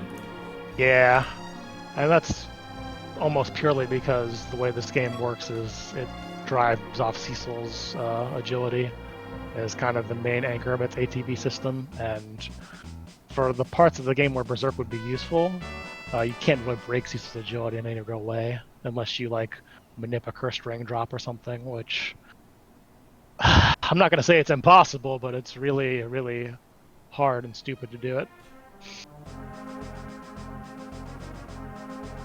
So, Berserk probably on the sidelines forevermore until obviously the Z fight, so get to play the Z fight.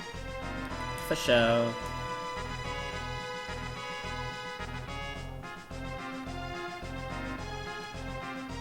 I'm gonna grab some food real quick. I'll be back in a few minutes. All right, so let's talk about the upcoming Dolls fight because I'm not going to want to talk during it at all.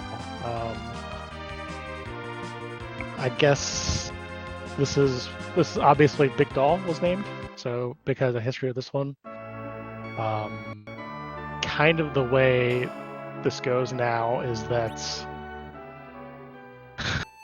you can read the ATB of this fight if you're really good, if you pay enough attention. Like, I spent like probably a week just like shotgunning Dolls fights, timing things out, trying to make it better.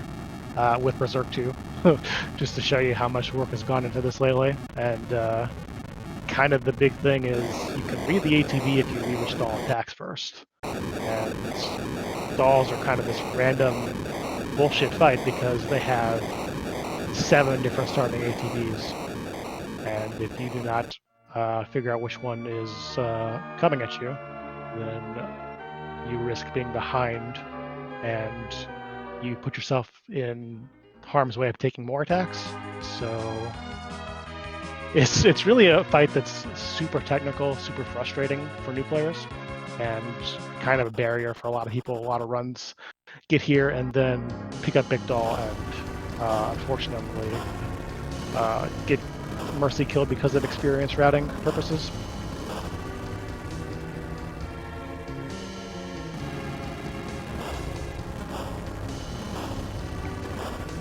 When I was a kid, I was so excited to get burned around. Like, I would rent this game from Blockbuster Video back in the day, and I would always get to Mega Sisters. Mega Sisters would kill me because I didn't know anything about how to deal with that at the time because I was like 8 or 9 or something. And then to finally get past them, get underground, I was so excited. IRL.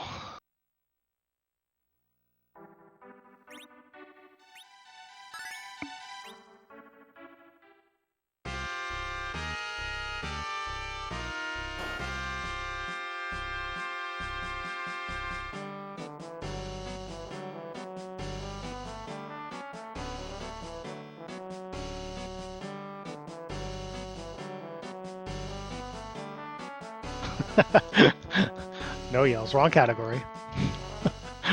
It's good that you're practicing though. It's good that you're practicing.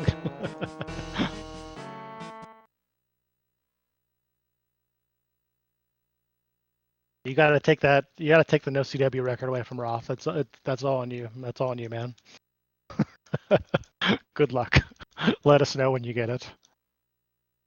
If you don't know anything about that, Roth's no CW world record time is like a high 154. Second place is me at like 156.25. So like there is a huge difference between those two times, obviously. And I'm not saying that it's unbeatable or anything, but it's a daunting time. Whereas world record in this category is like 302, and that's a little bit more approachable right now, especially with all the new strat upgrades.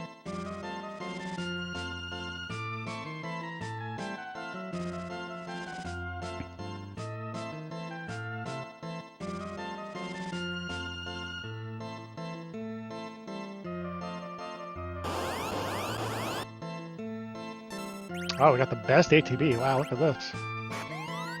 Look at this. So we're gonna wait for Kane to land before we cast Mute and use that as a buffer. And get a terrible damage roll. You love to see that. But yeah, you can see we got that buffer there. Kick should kill the other front row doll, and we'll use Cecil's next turn to attack that middle roll doll that got low rolled by Kane. At this point in the run, Rose is kind of useless, so just parry her turns out.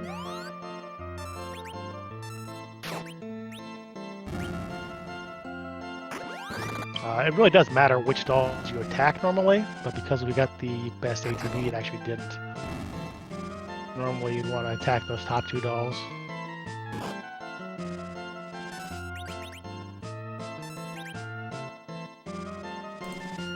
We'll play safe here, wait for him to land. It's a good roll. Attack. And we should be good. That feel when no big doll? That would be what we call a nice fight. Very cool. Nice and clean. This is one that gave people a lot of trouble, and gave me a lot of trouble when I was starting off too. You have to get this perfectly, like frame perfect to get in the air for Golbez. But actually what happens is you just hold down an A while that screen is black, and you always get it. But I didn't know that back in the day. Me neither. I always just thought it was one of those things like Nirm did because, you know, he's good. That's funny. And Nirm said that he, like... What was it? Oh, that's why I wanted to get the headband down for the tiara. And Nirm was like, in the marathon that we recently did, the FF relay, Nirm was like, you got to make sure that you get this one. And I was like, wait, really? He doesn't know that you can do this? Exposed. Well, I mean, to be fair, he hadn't played in a long time either, so... So many old FF4 heads.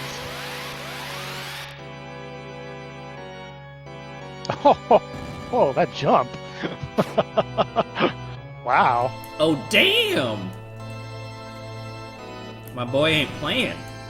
That's top notch right there. Saving the good jump for Goldie.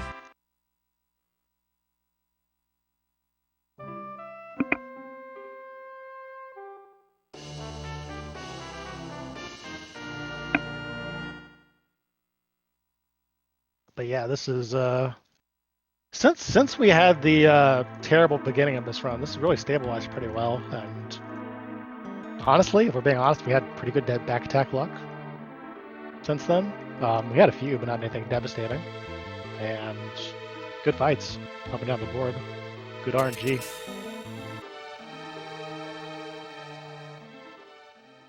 Yeah, it definitely feels like we're chilling right now. One of the oldest tricks in this game, and one that actually predates even speedrunning, is this warp glitch to get the Darkness Crystal, which Vic was talking about, you know, back when he played no64 for the first time. He actually didn't do this for whatever reason. But this is so old that it's in like Nintendo Power and that sort of thing, as like a sequence break. So kind of cool to have a glitch that old.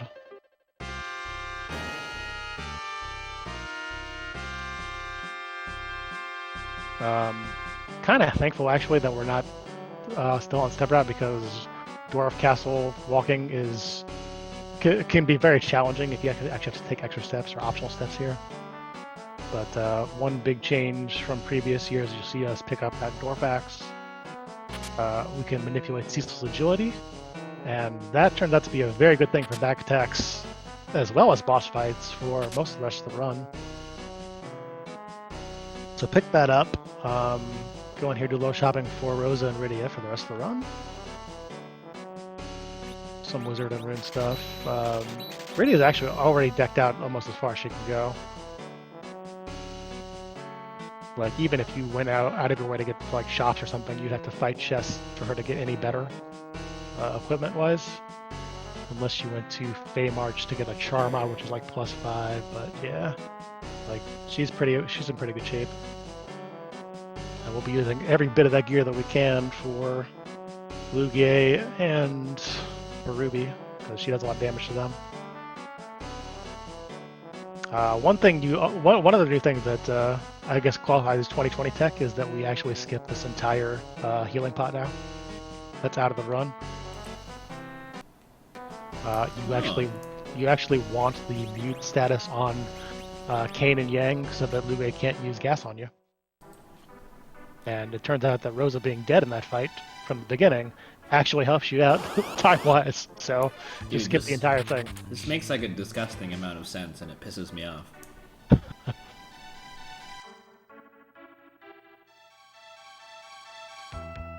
So with Dwarf Axe on now, big change is that unless we get attacked by something that has 2 or less enemies in the formation, we will always be able to run away, even if it's a back attack, surprise attack, whatever, until Cecil hits level 20. Because he died a Dark Elf, we're going to get to keep that all the way through the Dark Imps fight. So any back attack, surprise attack, like this one, that normally would get us, we just run from. And that saves a lot of time over the aggregate. And even just on its own, even if the Dwarf Axe did nothing about boss fights, like, this would be worth it, because there are a lot of encounters on the way up this stupid tower.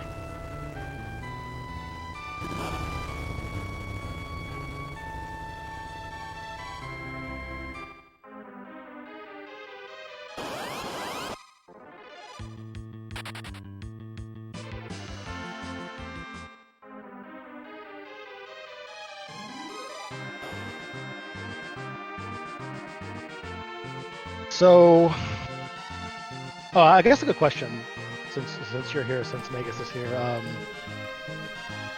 When did Cat Claw start getting put into this again? Was that part of the Drain Spear route to begin with, or was that like an earlier thing? That's probably more of a Magus question. That's probably more of a Magus question, I think, because I think as far as I know, Cat Claw was always part of what I was doing.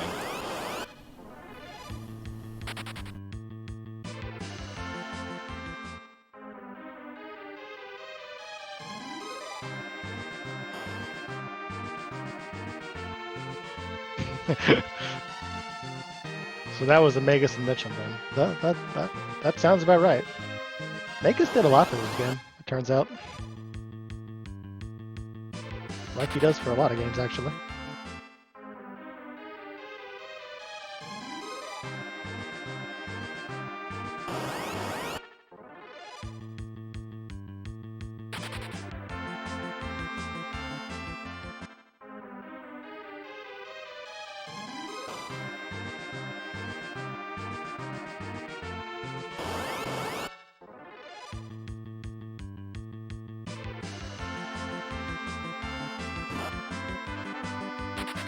Yeah, and I was kind of the same way looking at the Japanese runs. Like, why are they picking up this Dwarf Axe thing? Why is this a desirable outcome for them?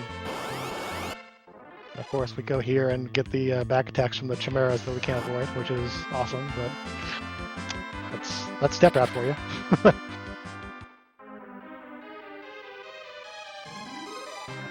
Or getting off step route, I should say. And awesome. You love it. I'll just keep saying 2 Chimeras and just keep getting it up, getting the extra encounters here. That one we could have run from. But yeah, you can see how much time we lost on the way up just on back attacks alone. And theoretically, if you happen to get back attacks that aren't terrible for dwarf packs, you can save a lot of time on the way up. Hey, we're bringing Rydia back. Rydia's important for this next fight, actually.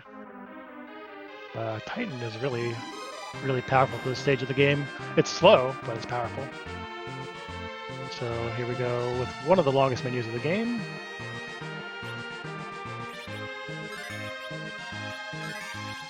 We're going to be equipping all of Rydia's stuff, all of Rosa's stuff now, because she can give magic defense for King Queen Applin fight as well. So just a little bit smarter to do it here. Gonna dupe the Cat Claw with Yang. Give him that, and then give Kane the Strength Ring, and put Rydia in the 4th slot. And that is the menu.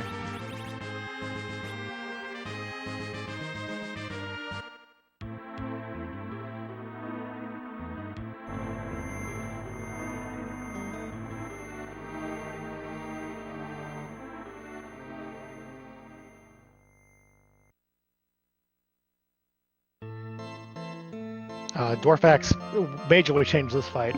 Dick was saying back when he was in here that, he spent a lot of time with this fight being a barrier for him, and now it's actually very consistent, and if you play it right, neither one of them actually gets an attack off, which is kind of nuts.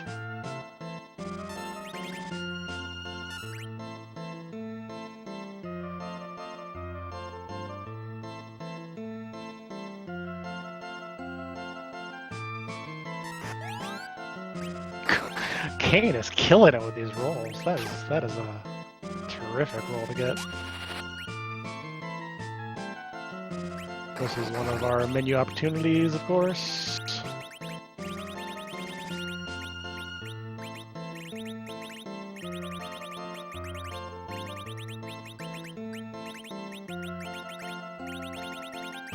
That was a weaker roll by Yang than you'd like to see, actually, but not too bad.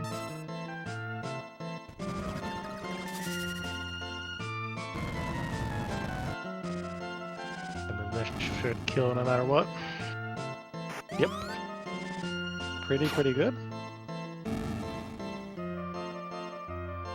And this one we actually used to jump, and a 2020 tech is to just use Kane's turns to attack, because you get more of them. And kind of the goal of this is to beat laser to stop it from ever coming out. And usually that does end up working.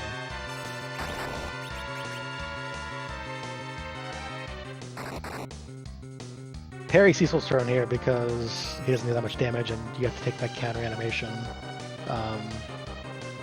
You can attack, it's usually better to attack if you actually just want to skip it no matter what, but we've been having some pretty lucky rolls so far. We've gotten already at 19, or no, we actually don't, but we've gotten some good rolls, we'll be fine. Forgot that shooting gets 19 because of the Ant Lion Cave shenanigans. But 2340 is a great roll. Exactly what you want to see.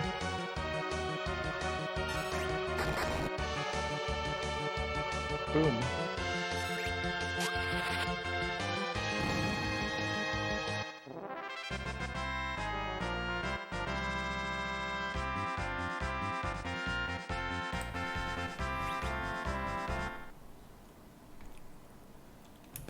Yeah, that was really cool.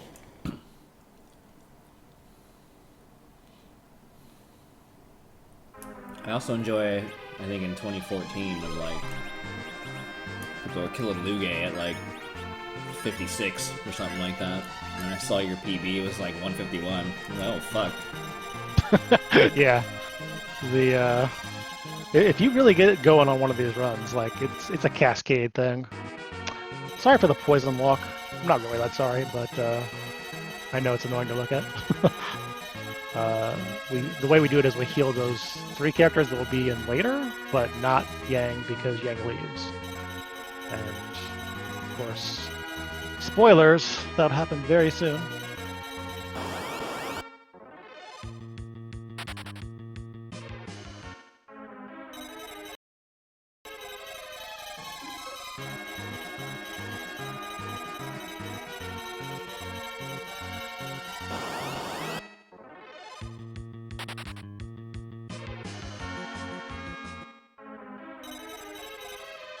Put cap off behind the menu and cost myself time there.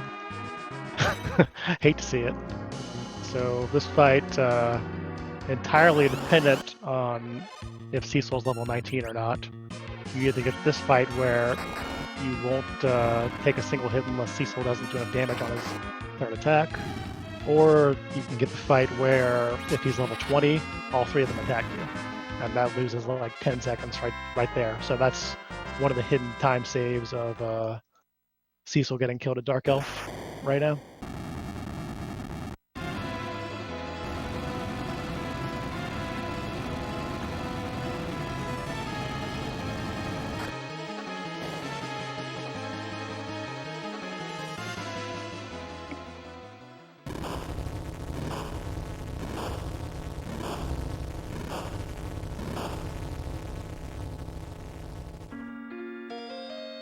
Press F for Yang. He gone. And honestly, not really missed that much by me. He's a nice character when he gets levels, but because in a speedrun you don't give him levels, he rarely does real damage outside of the Lugia fight, so you kind of look at that and you're like, well, if he wants to die, that's fine.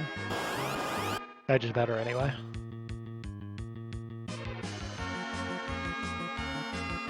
Rough start. And see, this is where kind of the level 20 Dorpax thing comes in, because Cecil does hit 20 in that fight, and now we kind of got this walk here where back attacks are back in the picture, and can lose a lot of time just that they happen to own you. They don't always, but they definitely can.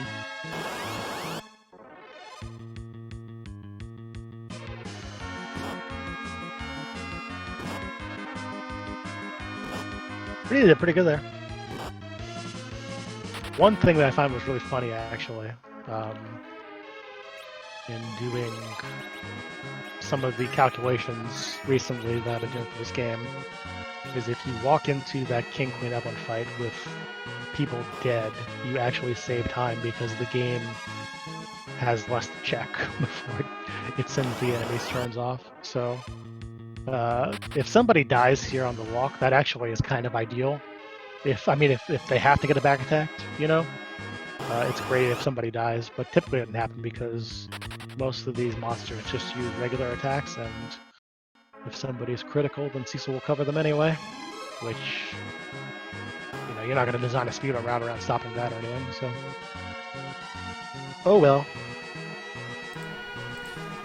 Alright, I'm back. And cutscene. Right on time for the cutscenes. You have amused me a lot.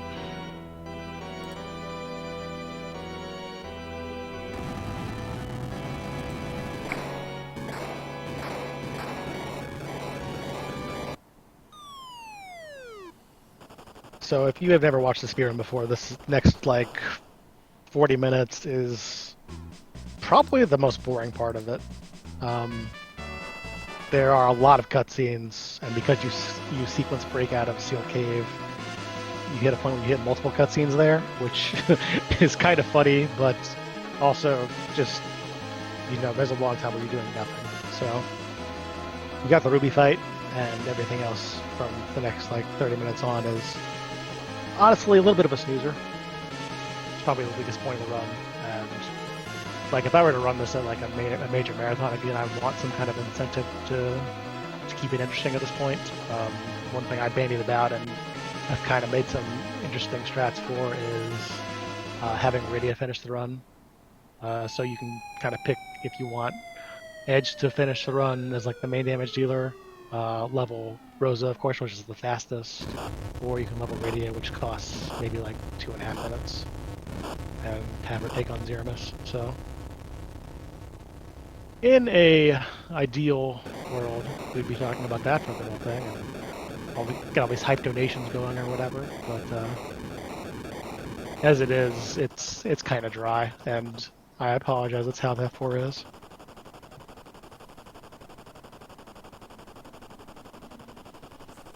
Yeah, we're really the big time around here, Axios. You know me. Yeah.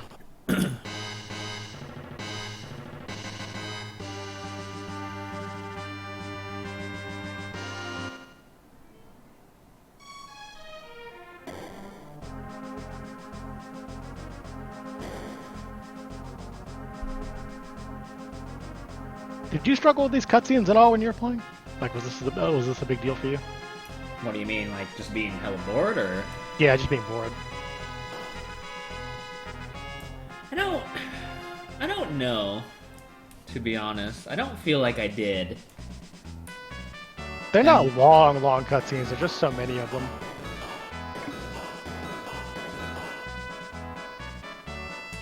And it's also just one of those things too of like, it's my first RPG run, you know, so it's like, oh, okay. And I don't know. I think to be fair, like, especially let's say comparing 4, 5, and 6, I think 4s are absolutely the easiest to digest, you know, and get through. True. That's true.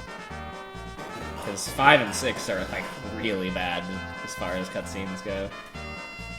And in 6, you finally got to skip Tommaso. That was everybody's favorite thing that they wanted for so many years. And then after that, everybody was like, I don't know if I want to play this anymore. That's the most hurtful part of it all, man. Yeah. Because somehow skipping Tommaso made the game worse. No one saw that coming. What a nice encounter on the beach there. Sick. And a surprise attack. That's the classic no step route thing right there.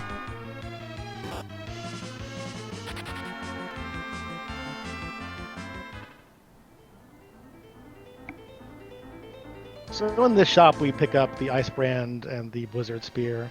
I think this is our last shop of the game?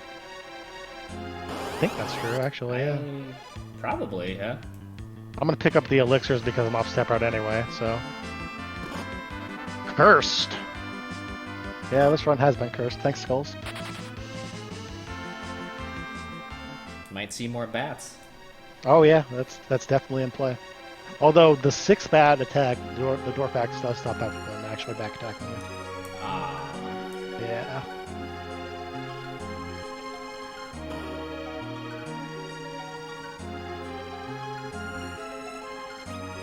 So Ice Brand and Blizzard pick up for Ruby only. Ice Brand will take off after the grind fight, or during the grind fight actually. And that'll just be that. 4 can get you. Aw, 4 didn't get me. I tried. It's alright, at least you stopped by.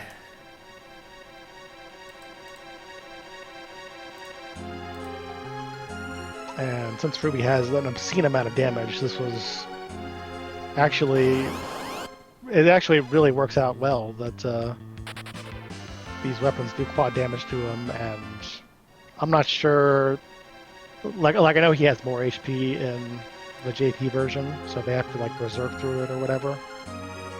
But like I think this might have been like a nod to make things a little bit easier for the Western audience for sure.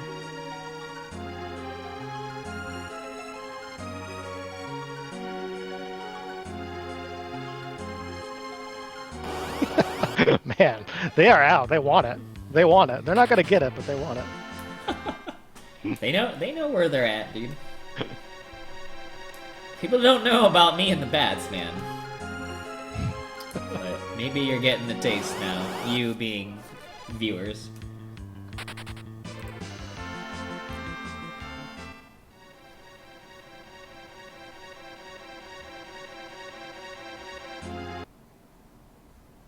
They want your toes, indeed.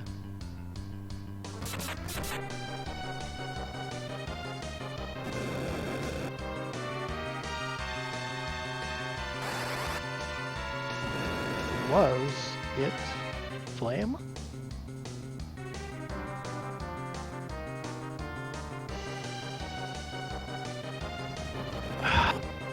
I've been watching a lot of people casual this game recently. Some of the bigger streamers, like I know Spike Vegeta did it recently. I know Amanda Lepre did it recently. I'm a fan of, and it's been funny because people are hating on the text for this game, like the translation, and it's bad. Don't get me wrong, but there are also moments where that text is like so awkward that it just makes it worthwhile. And like I actually unironically enjoy the text only because of those moments. Well, it's like almost like iconic in a way, right? Like I can't imagine that line. You know, was it flame? I will show you how not being there. What else would you? Cause I don't know. Like for me and perhaps us, it's like you could put some real menacing line in there, I guess. But like, wouldn't it be an improvement for me? You know? Yeah, the fall flat in the deep ravine is another one like that for me. Like you can't get rid of that one. People and their standards, man. What if this is the best you were ever gonna get? Probably wouldn't complain about it. And I've done a number of these in like GDQ or RPGs in a Break or whatever, and people are like, I've done actually I'll say the prestigious Bichathon and Scrubathon, Of course. marathons like that, and whenever we have like a couch, people are always like, you know, which version of this game should I play? Should I play this one? Should I play something else? And inevitably people settle on PSP. But I want to point out the PSP text is actually garbage. Like they take that one straight from the PS1 translation, which is like really overly aggressive. Like there are some real aggro lines in that text box, and taking it to PSP, it also just feels a little flat to me. I didn't know that. I've actually never played the PSP version. And it's, you know, it's a really pretty game. Auto battle makes the speedrun a lot faster than it normally would be. I think world record for that one's like a 2:31, and that's with like a bad, harder grind fight than we have in this category. But it's also one of those things where if you play it and you're like looking for it to kind of inspire you, like I had a lot more fun with the text in this game than that, even though this text was awkward, and 1991 very much is real in it. If you play the GBA version, actually, they make a lot of internet meme jokes. Like that is a thing in that version. They had like the boy and Baron who would say something like, "Ooh, the Dark Knight, scary, but a little cool."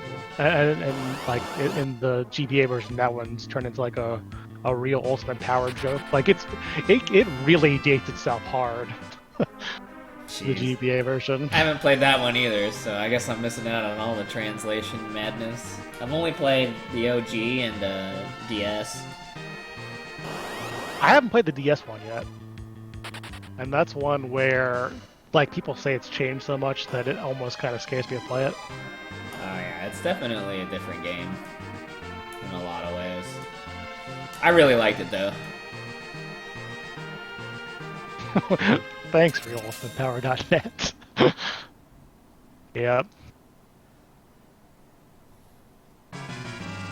I feel like that's kind of how it should be, really. Like, if I want to play FF4, I'll just play FF4. So if I'm gonna play like this actual remake, it should probably be pretty different, which it is. But I think it works. Yeah.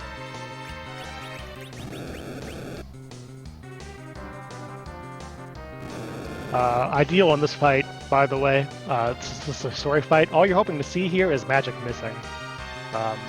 Put the wizard ropes up on Rosa early, hoping that she would get a miss. She did not, because she's bad until she's leveled. But that's kind of what you're hoping for in this fight. That's the best case scenario.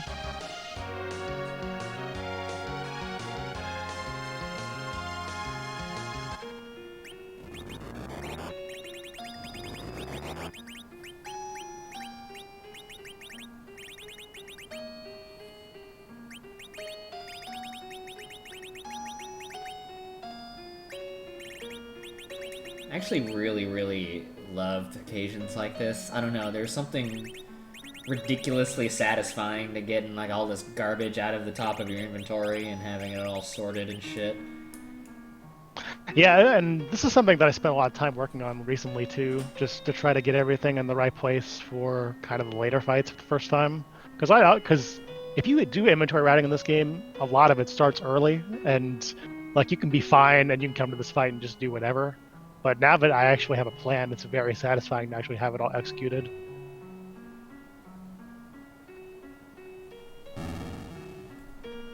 Are we gonna save time getting to Ruby? Absolutely not. Not a chance.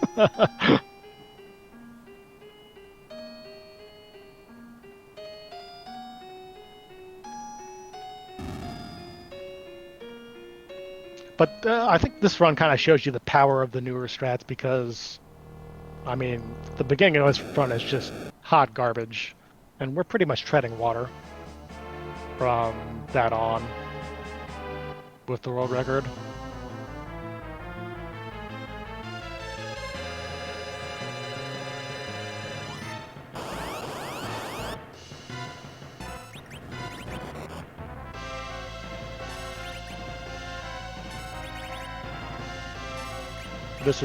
Ruby is the big run buffer fight because you can save a lot of time if the buffers happen to go off in your favor.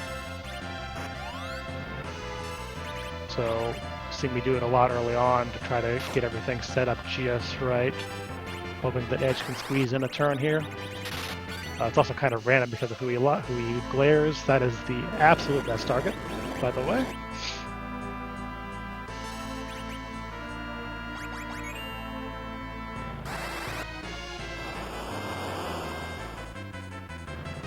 The Drain Spears are in Cave Evelyn, actually. Or Castle Evelyn, I should say.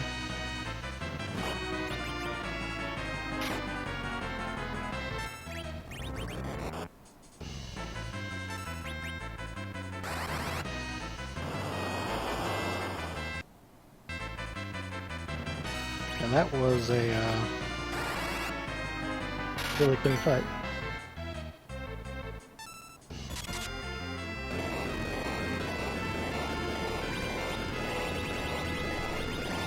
Ooh, boy, that's fast.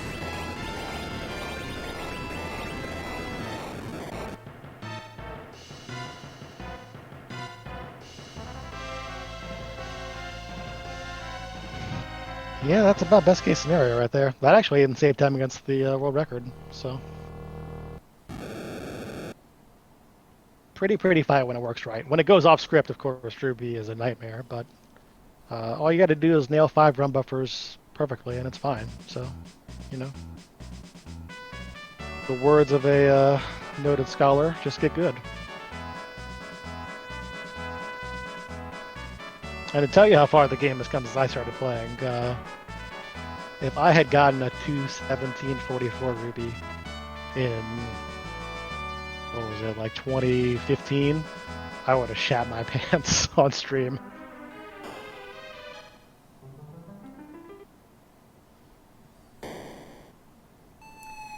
You almost got me wondering what my split times are. I don't actually want to look up my split times, but it'd be an interesting comparison. Folks, he's coming back. He's coming back. No.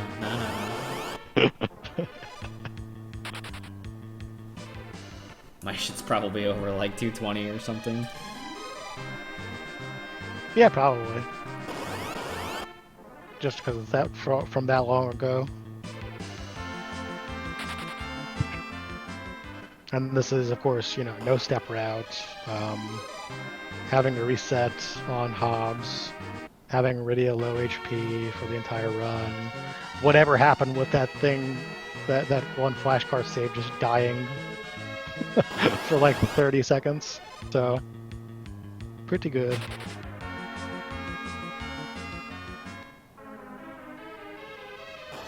And yeah, as I teased earlier, this is the real cutscene portion of the run where we're going to have Sid work on an airship for about 3 out of 4 minutes.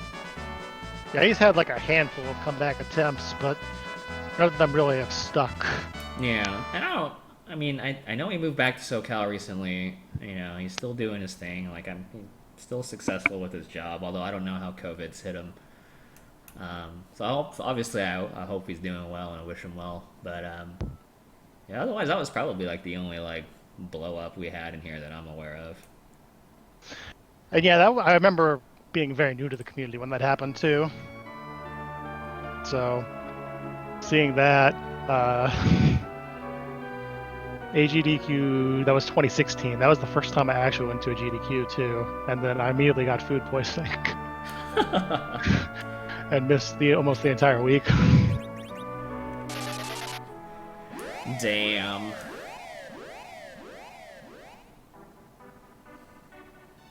Thankfully, I have not had that happen thus far. I mean, to be fair, I've also never spent tons of time at a marathon. It's usually always like 4 days.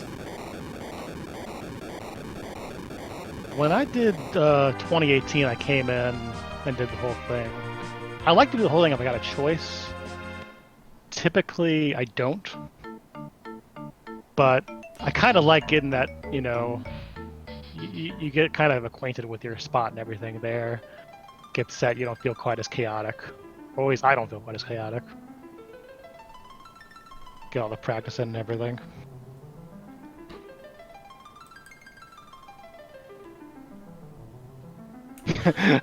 Well, good question for the streamer. 0. I had 1 day sober. The day of the Phantasy Star 4 run, because I was too hungover to drink again.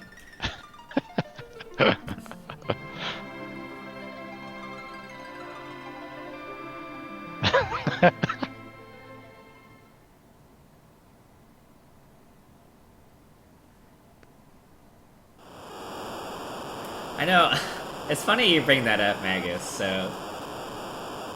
I, like, underestimated how much Void parties. Which is, like, fine, obviously. Plus, he's, like, still really young. But, like... I remember... It's, like... 1 a.m. or something, and I'm watching Tonic run DQ4. Mm-hmm. And he finds me. I guess he can't find anyone else. He's like, "What are you up to?" And he is fucking drunk, dude. And I'm like, "Yeah, I'm gonna watch this run." And he was just like, and it like blew his mind. He was like, "What? Are you just gonna watch this run?" And I'm like, "Yeah, dude." Like, you came out here just to watch this run? And I'm like, "Yeah, dude." Like, I'm sorry, I'm not gonna fucking party with you at 1 a.m. right now. I'm gonna watch this fucking run, dude. Real quick, once I get on the moon, I'm going to reset and try to get seed from there using Exodon's new binder tool here. So hopefully this will recover the grind. If not, we got to save at the save point in the giant and reset our way to glory. Okay, back to the story. Yeah, no, and like, I don't mean to say that as in like, what the fuck is wrong with this guy? It was just like anybody who knows me knows like, I'm not taking it easy. You know what I mean? Like, it's not like I'm definitely drinking, you know? But you know, but Void, he was drinking, you know? Like, comparatively, I was not drinking.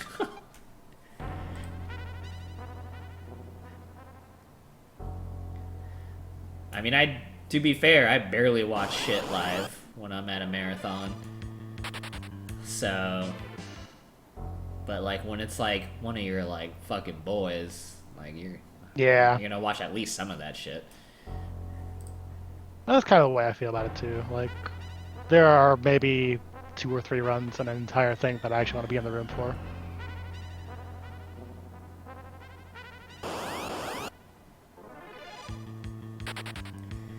Like, I don't think I remember most of the games on the games list at this point in time. But the only game I might have cared about watching really badly was probably Fasta doing Xenosaga 2 and Ash and Vinny doing Chrono Cross, and like maybe there's one more. Otherwise, I don't watch shit. Chrono Cross is a game I would absolutely learn if it was 2.5 hours. Abso-fucking-lutely. I think if it were like 4 hours, fuck it, I'm doing it. But nope. Yeah, that's a long game. I would learn Chrono Cross. I would learn. This is like the list of games that I would learn if I actually had time to learn games. Chrono Cross, Parasite Eve. I would learn 6 probably, and 9. Yep.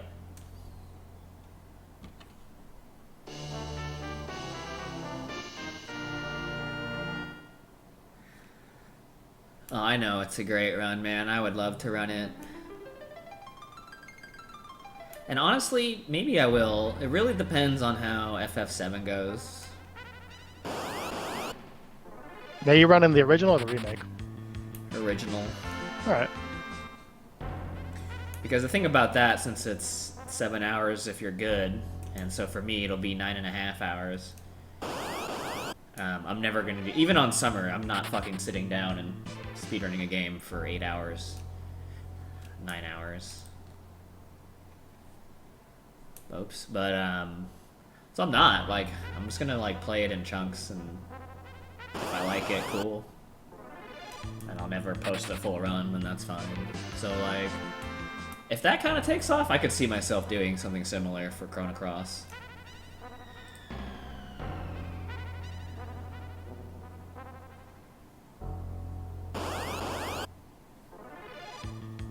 Alright, so we got our seed. And that is 160. Apparently this is actually the best reset seed you can get. From worst to best, let's go. But you do still have to go into the whatchamacallit room, the Hummingway room, and take 16 steps because this assumes that you're gonna get elixirs. And I've got 3, so I'm good, but hang out there for a little bit, you know?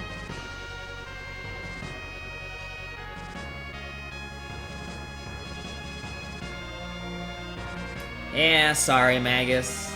I just couldn't get FF7 out of my fucking head, man. I just had to, like, do something. I may easily stream it, like, 2 times and be like, fuck this game and never play it again. I'm okay with that. Like, I don't care. Like, I just have to get it out of my body.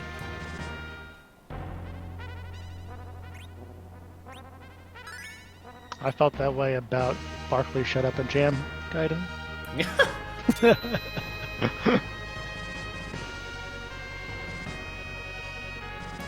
Slots.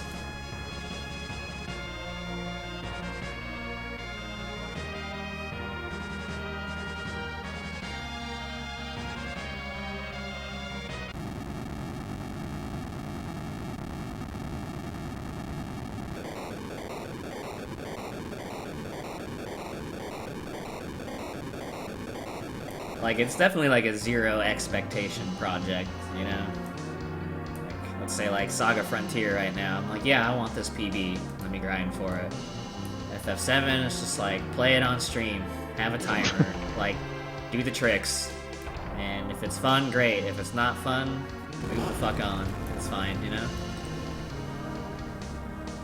But since I've been wanting to do it for so long, it's just like, do something, you know? Gotta do something.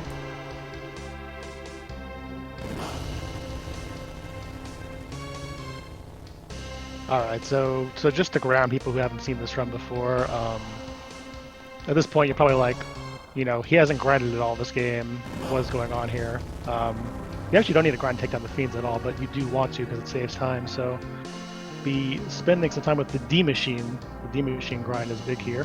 You throw life potions at the D-Machines after they die, and because the enemy stat in this game has no vitality table, it counts as a kill. So we're going to do a grand total of 18 D-Machines. Throw that experience on Rosa, and that'll be all the grind for the entire run. And she'll be set.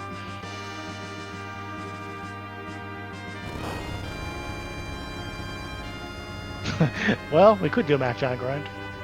They actually do that in most of the Japanese runs. They're glitchless because they get to use the the lunar curtain, I think it's called there. It's called a moon veil in Free Enterprise, because that's we took all of our names from the PS1 version, but basically it makes Cecil immune and then he covers everybody. So they actually do that in JP because it's easier to time everything right. Here it's actually easier to do the D machine because you get more experience per cycle by quite a bit.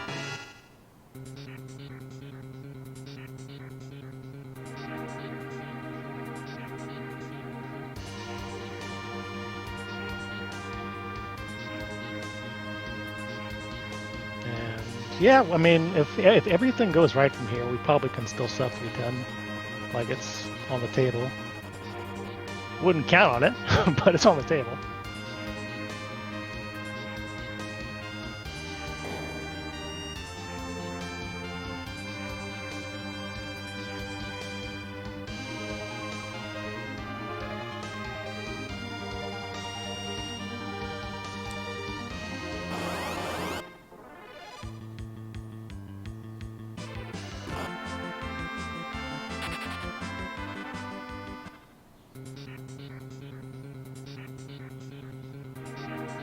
Yeah, I have to keep in mind that my splits are also against my old PB, which has some bad fights too.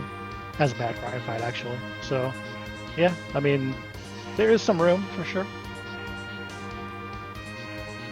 It's my estimate of 315, in case anybody's curious.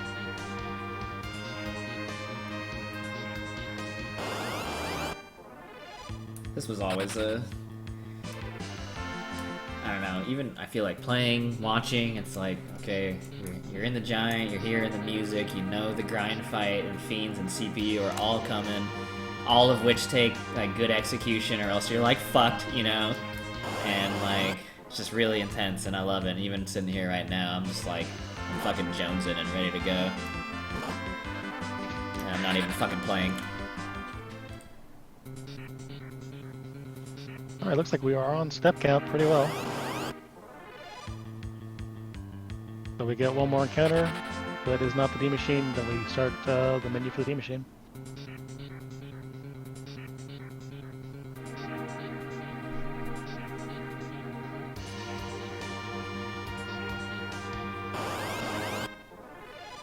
Hey, just because we started off bichathon at 0% success rate at being underestimate doesn't mean every run's gonna be overestimate.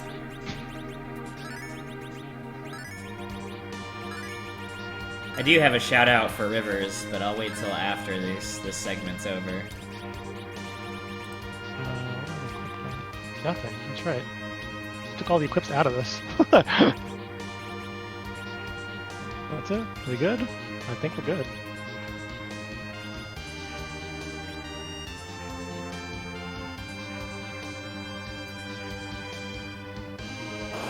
Oh, the worst grind fight you can get is the strike first grind fight.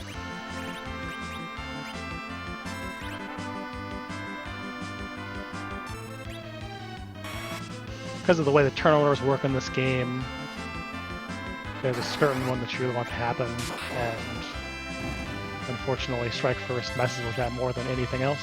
So I have to do the wood 3 here to save us a little bit of time. Or sorry, to get everything back on track. That would save us time.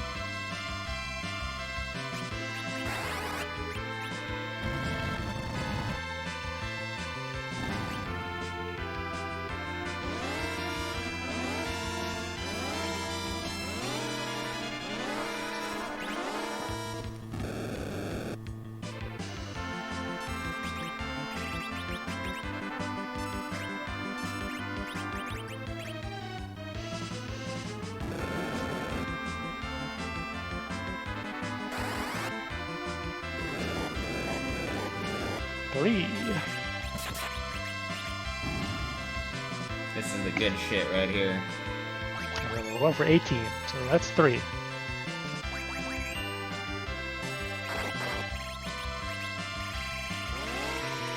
And we got the worst possible stuff there. So now we're on the grind fight recovery route, basically. Which sucks, but That is the one thing that we have in this run that we really can't do anything about. If you get the second turn quick strike. Don't. So we got 5 now. That's cool. Like I said, it's not like it's a PB or anything. It's cool. It's all good.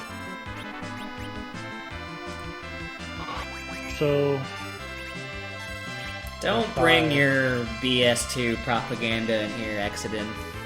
yeah, what the hell? Dude? I don't want to hear it. Sometimes going fast means going risky. Alright, so 5. We need to get to 18 still.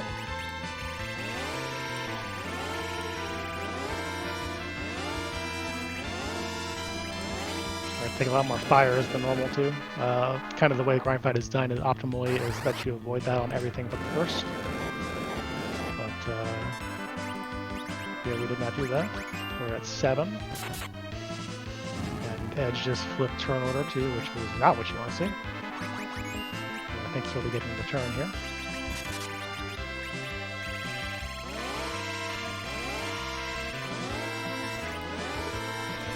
Hopefully we get a recycle somewhere in here.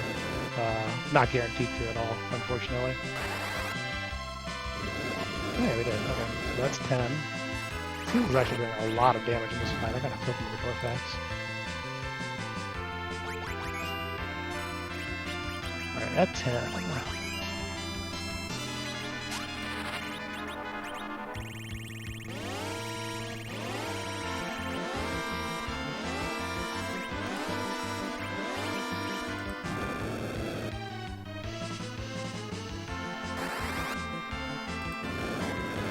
At 13, nice. Recovered to the 3 cycle, that's pretty good actually.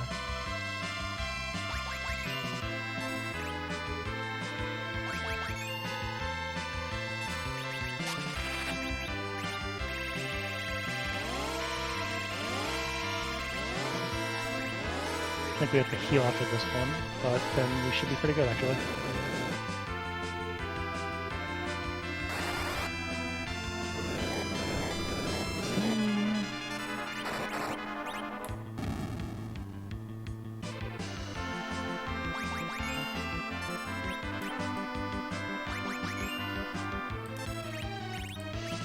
One thing I'm kind of worried about is that the Searcher will have too much HP.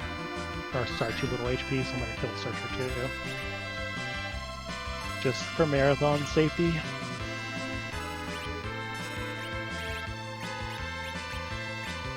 Because Cecil does a lot more damage than... Yeah, he was pretty close. He probably wouldn't have flipped, but he would have been close. Alright.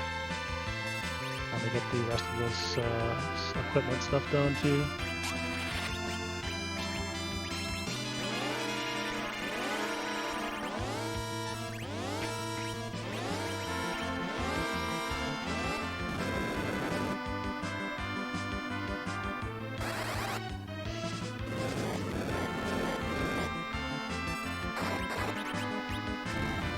Alright, that should be good.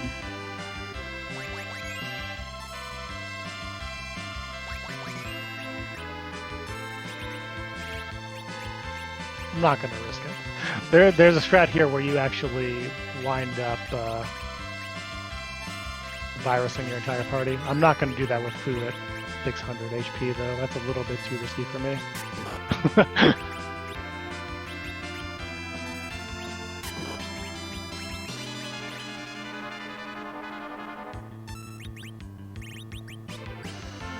Just a little too risky.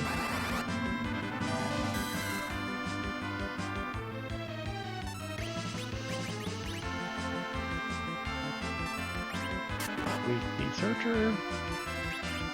I think we actually did 19 if I counted right, so I don't think that should matter too much, but throwing it out there just in case I get owned later, that it was my own fault. But I know that Exodus has done like safety routes where he actually does more, so we should be fine.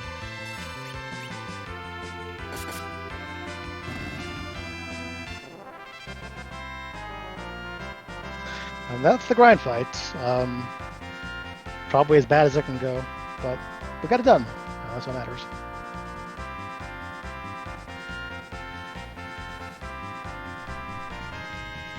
Nailed it, Near.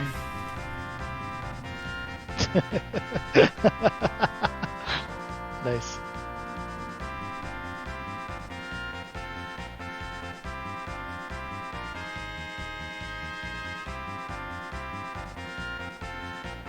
Alright, so go in and arrange Rosa's inventory so that she has all the spells we want and the spots that we want. Cure her so she doesn't die and immediately kill the run. And life to Edge just in case, since he can run. So that is our setup for the Fiends fight. The Fiends fight is pretty much entirely a wall bounce fight. If you have never watched FF4 speedruns, are not aware of this, basically the thing we're exploiting is that counters don't work off of reflected attacks. They do not trigger for whatever reason. Some of the big bosses in this game, including the Fiends and Zeramis, both use counter scripts to refill their HP. And also, in this case, to change forms. We're going to try to skip all of that.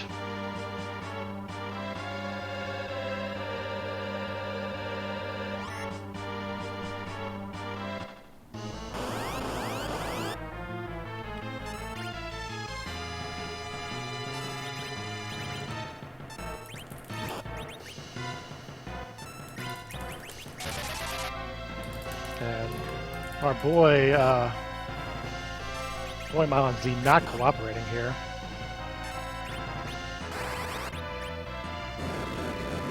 Not killing off the other characters we want dead yet. There's Cecil. Okay. That's helpful.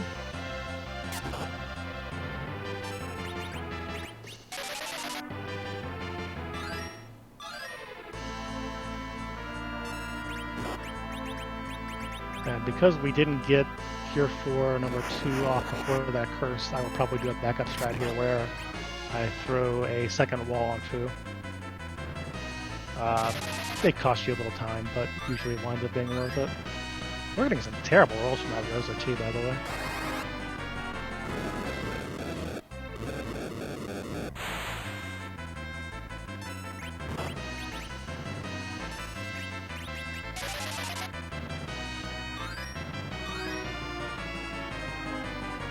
Well, this is what happens when you get a little slow with your inputs or whatever, and I'm gonna make sure that you get it all done.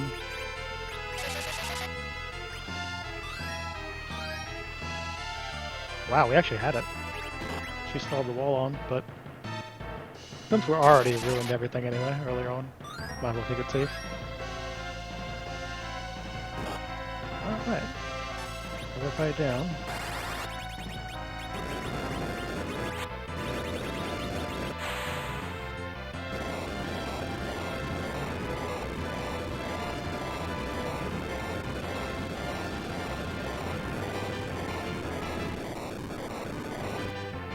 Yeah, that's an unfortunate consequence to going fast.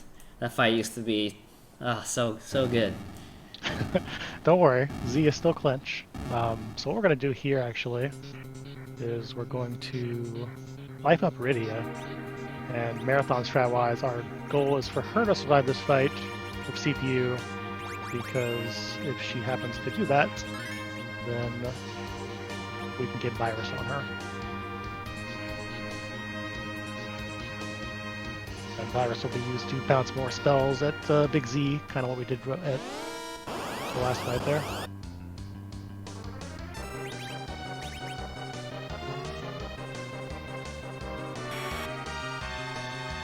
He has no real use in this fight, by the way, so we just parry her every turn.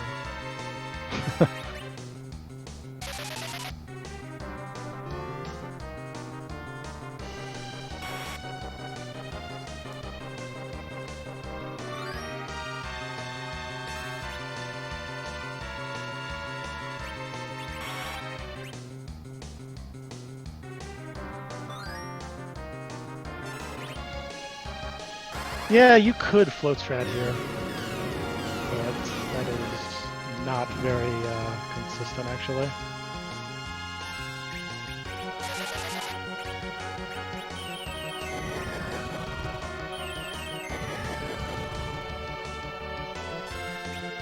And that is CPU.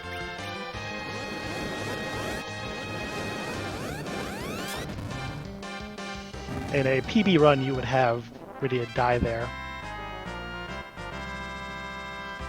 Because you would save like 4 seconds just on her text boxes alone.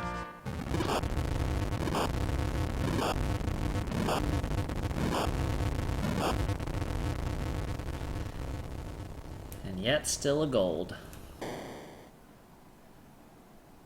I know the well isn't deep, but it's still funny to me. Yeah. No, it's that's one where I would get a gold in I think most routes at this point. But there's a oh okay, I see what it's telling me to do now. I see. So I accidentally did not take my steps there, so I will probably just go take them and visit our Hummingway boys again.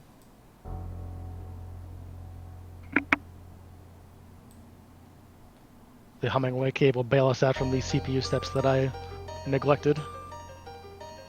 And should be good after that. I mean, our Rosa is going to have more HP than usual because of the 19 kill. And we will have, for Marathon, Safety Protect Ring on her.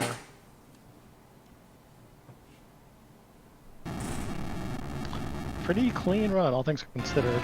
Not like the best thing I've ever done in my life, but for the RNG we're dealt, pretty good.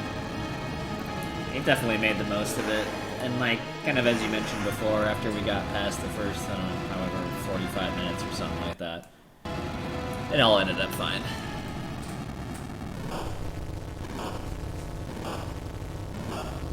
Yeah, if you guys weren't around for the Fiends fight in its heyday, that one was always clinched because the timing on that reflected Ice 3 was crucial. And you happened to spill Fiends over to 57,000 more HP. That was pretty much the end of your PB attempt. Yeah.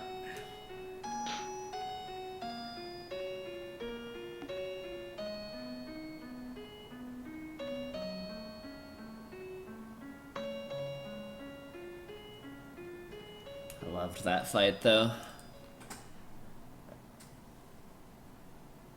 There's definitely fights where even when they're hard, like they feel really rewarding to get them right. And that was one of those fights, yeah. Back in the day. Back in the day when Drain Spear was real, it was that, and it was Zero Miss. Mm-hmm.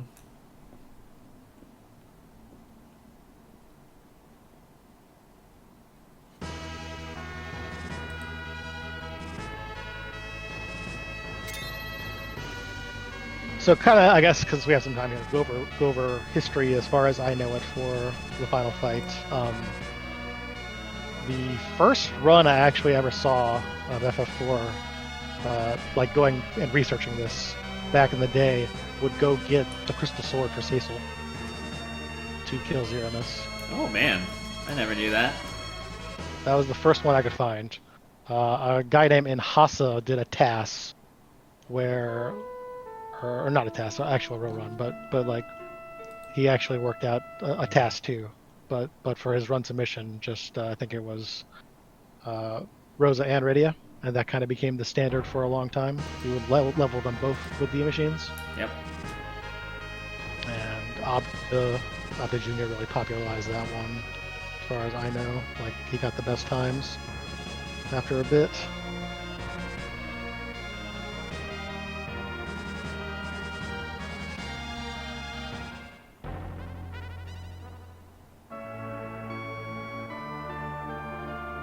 And after that, we had twitch.tv/Almagus come out with these Drain Spear strats.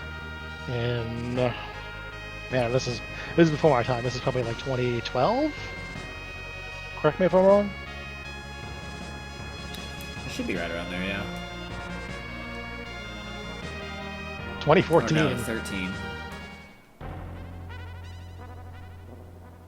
Weren't y'all still No, you guys were chucking spears in 13.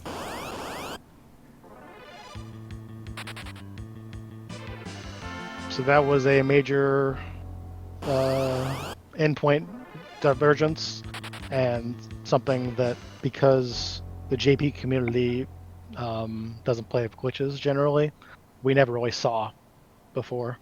So that was a big change for the game. And then probably like late 2016, early 2017, I kind of created this solo Rosa route off of the Dane tasks and the Dwarf Axe stuff that we didn't really know about, or they didn't know about back then. And from there, Rosa percent became kind of the dominant category, and I think the top 3 have it now, maybe top 4. I don't know where No Cash is anymore. I'm not sure if No Cash is behind or after Penguinator. Cash is 4th now. He would have used Drain Spear still in 309. Because Puexel has a top 4 time now. That's not on the board anymore. That's right. He's got a 30. Wait, what does Puexel have? 308? Yeah, I think he has a 308. Gotcha. Yeah, Uroth and Exodus all use Rosa, right? And then Puexel would use Rosa, No Cash would have used Drain Spear. Penguinator, I have no idea. Penguin used the Rosa. Nier made XCal too. XCal became kind of the popular newbie route. Ugh. Because it was actually pretty easy. That's the real boring shit right there.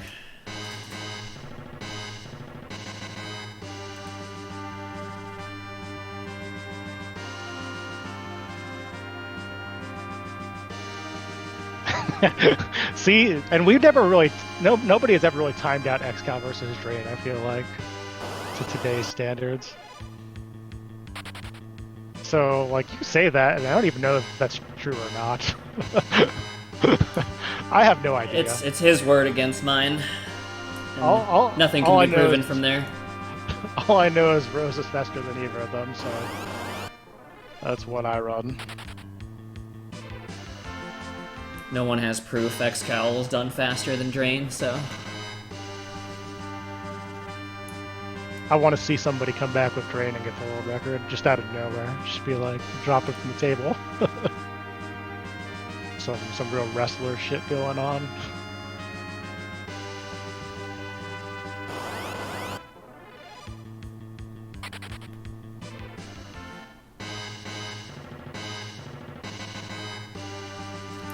I mean, yeah, you pretty much just follow a script. There's really not a lot of variance to it, so... I mean, there's some variance, but not like game-breaking, like fight-breaking variance.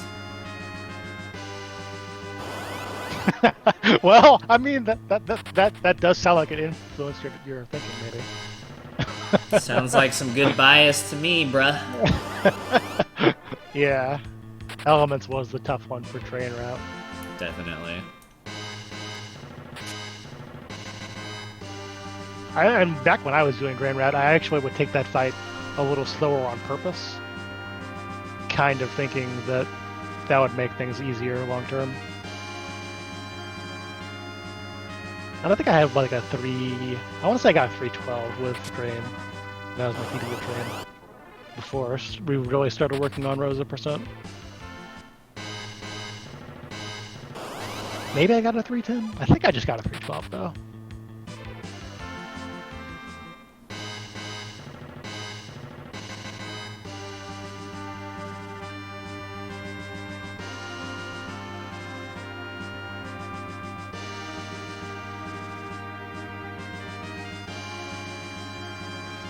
So on the way up here, we pick up the White Robe and the Protect Ring. Protect Ring adds a magic defense multiplier, and the White Robe adds plus 15 to Rose's White Magic strat, or stat, not strat, which is what makes the Holy Spell hit for so much damage. Is it's driven by that. So without the White Robe, this strat would be pretty much impossible. Well, Nerm, your PB is like 5 years old at this point or some shit, right?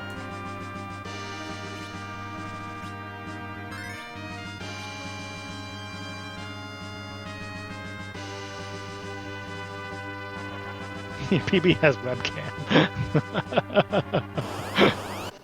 Actually, I've looked through it, and I think Roth's first actual stream, he was recording off the TV. What's funny is that, obviously, I've been watching Nerm since 2013. I don't even remember him webcamming at all. Shit, dude, what the hell?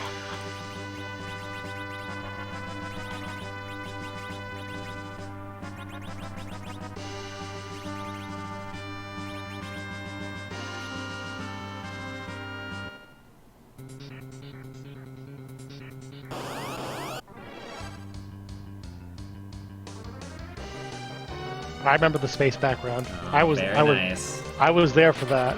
I was there for that.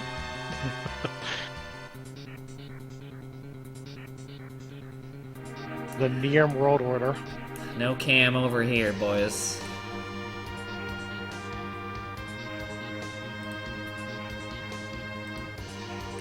I almost told Calathon no, I'm not gonna cam, but I changed my mind at the very last minute.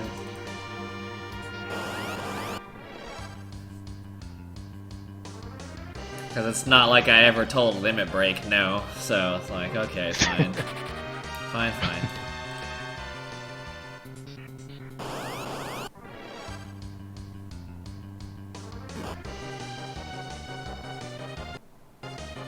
Classic Red D. You know, one of the other things that happened while I was playing this game is the idea that you could just use smoke to run away from red Ds and stuff like that, and it's just a tad faster than Yep. taking all the hits and having to heal. That was a good quote-unquote discovery. The good news is the Protect Rig saved my butt there, so. But yeah, the red Ds here are brutal.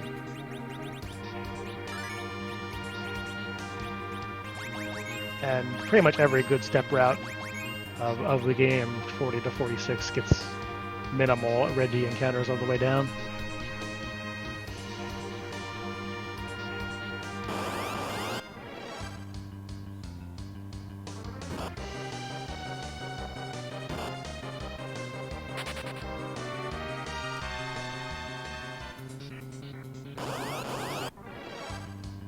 I see that I executed the step route incorrectly somehow. Or at least I'm guessing I did, because yikes. What a disaster. This is looking pretty good.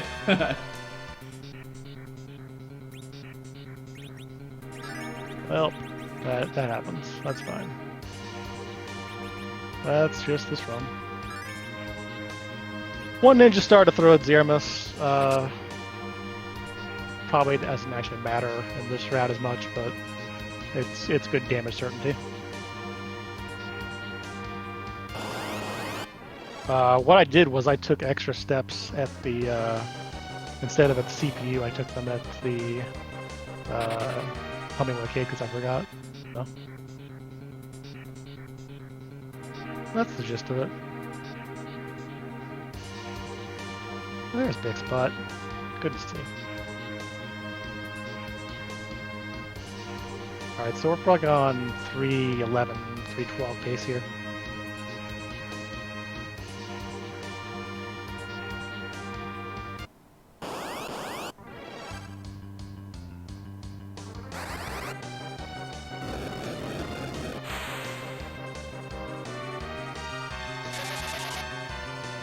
A true story is that in the marathon that you called Niram, there was not a single white roll that would have failed on that last one. Like that's how good the virus stuff is. So I'm not super concerned. If you miss the buffer, it could be a little hairy, but generally with the virus, it's pretty safe. It's like a 90% thing. And so I'm going to talk up my chances of getting it to happen right, because obviously that'll help.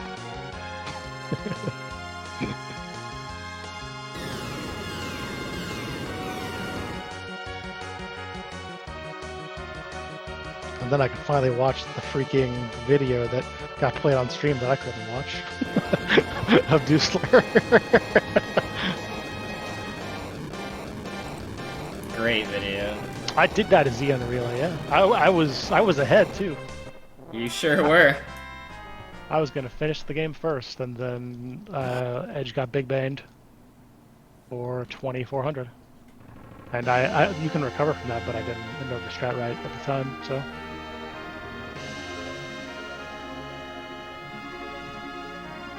Should I just play that video on stream again at the end of the run?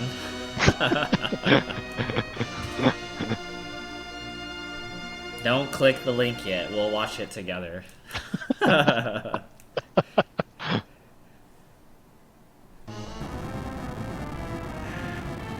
Later, Nier.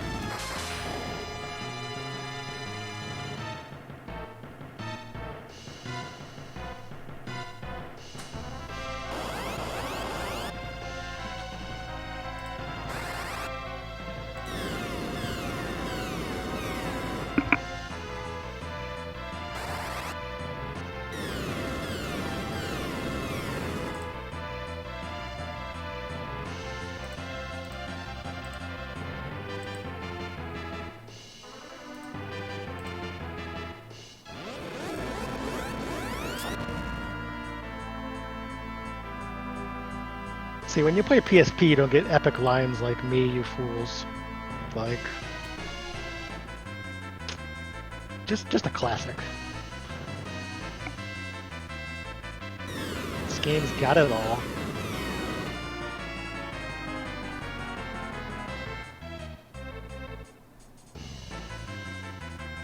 It's good shit, man. Basic gist of Zierma's fight is almost exactly the gist of the Fiend's fight. Because Zierma's has more upfront damage to do, we can throw Berserk out there early with Kane, so Kane's going to be counted on for a lot of the early damage. Rose will throw one direct white. And after his second Big Bang, we're going to try to make everything about reflected damage. So hopefully that works out, and if not, then we can watch it again 15 minutes later.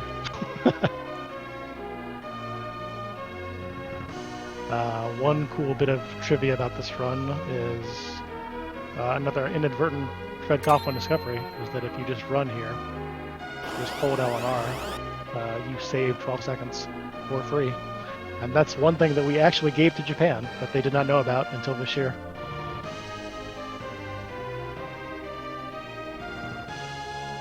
Blessed Exodin telling them about it.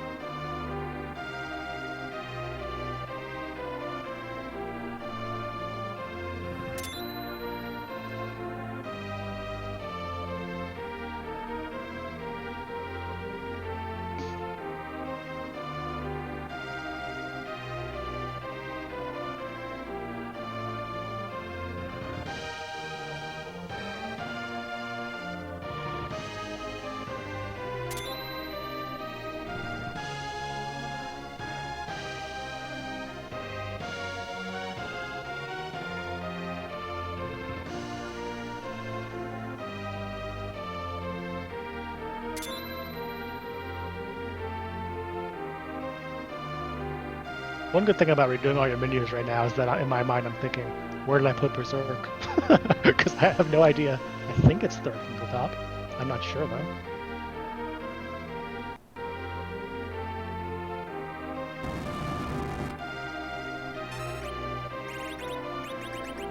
I was right.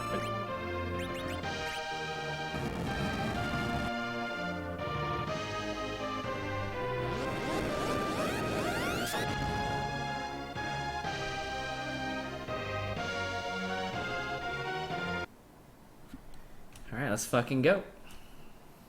I'm gonna sit back and enjoy this one.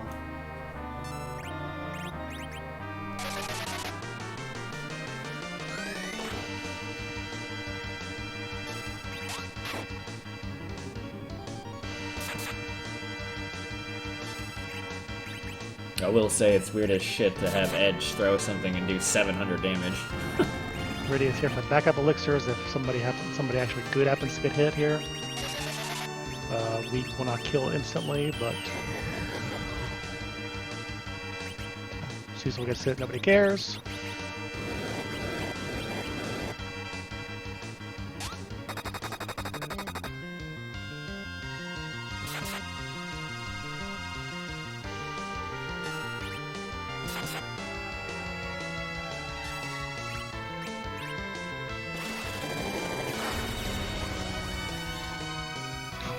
Ooh, he tried. He tried to end the run. Oh baby, holy shit. He tried, man.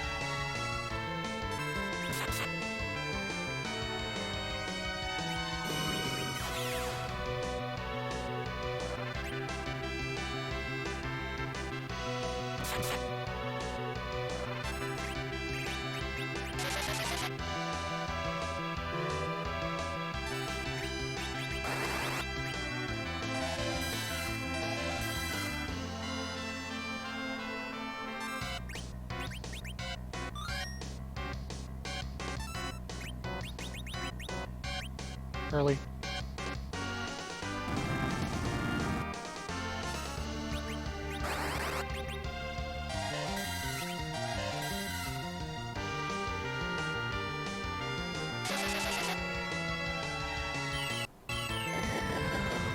Good roll though.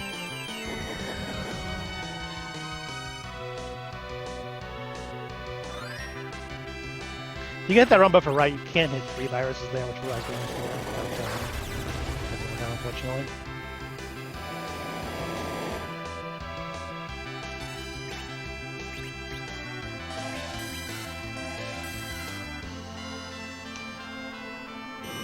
All right.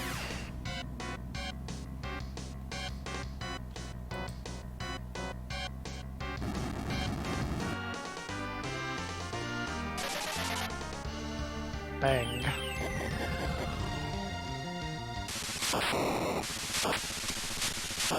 Three 1259.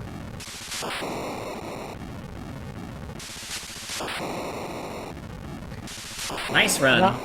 Not purdy, but nice run.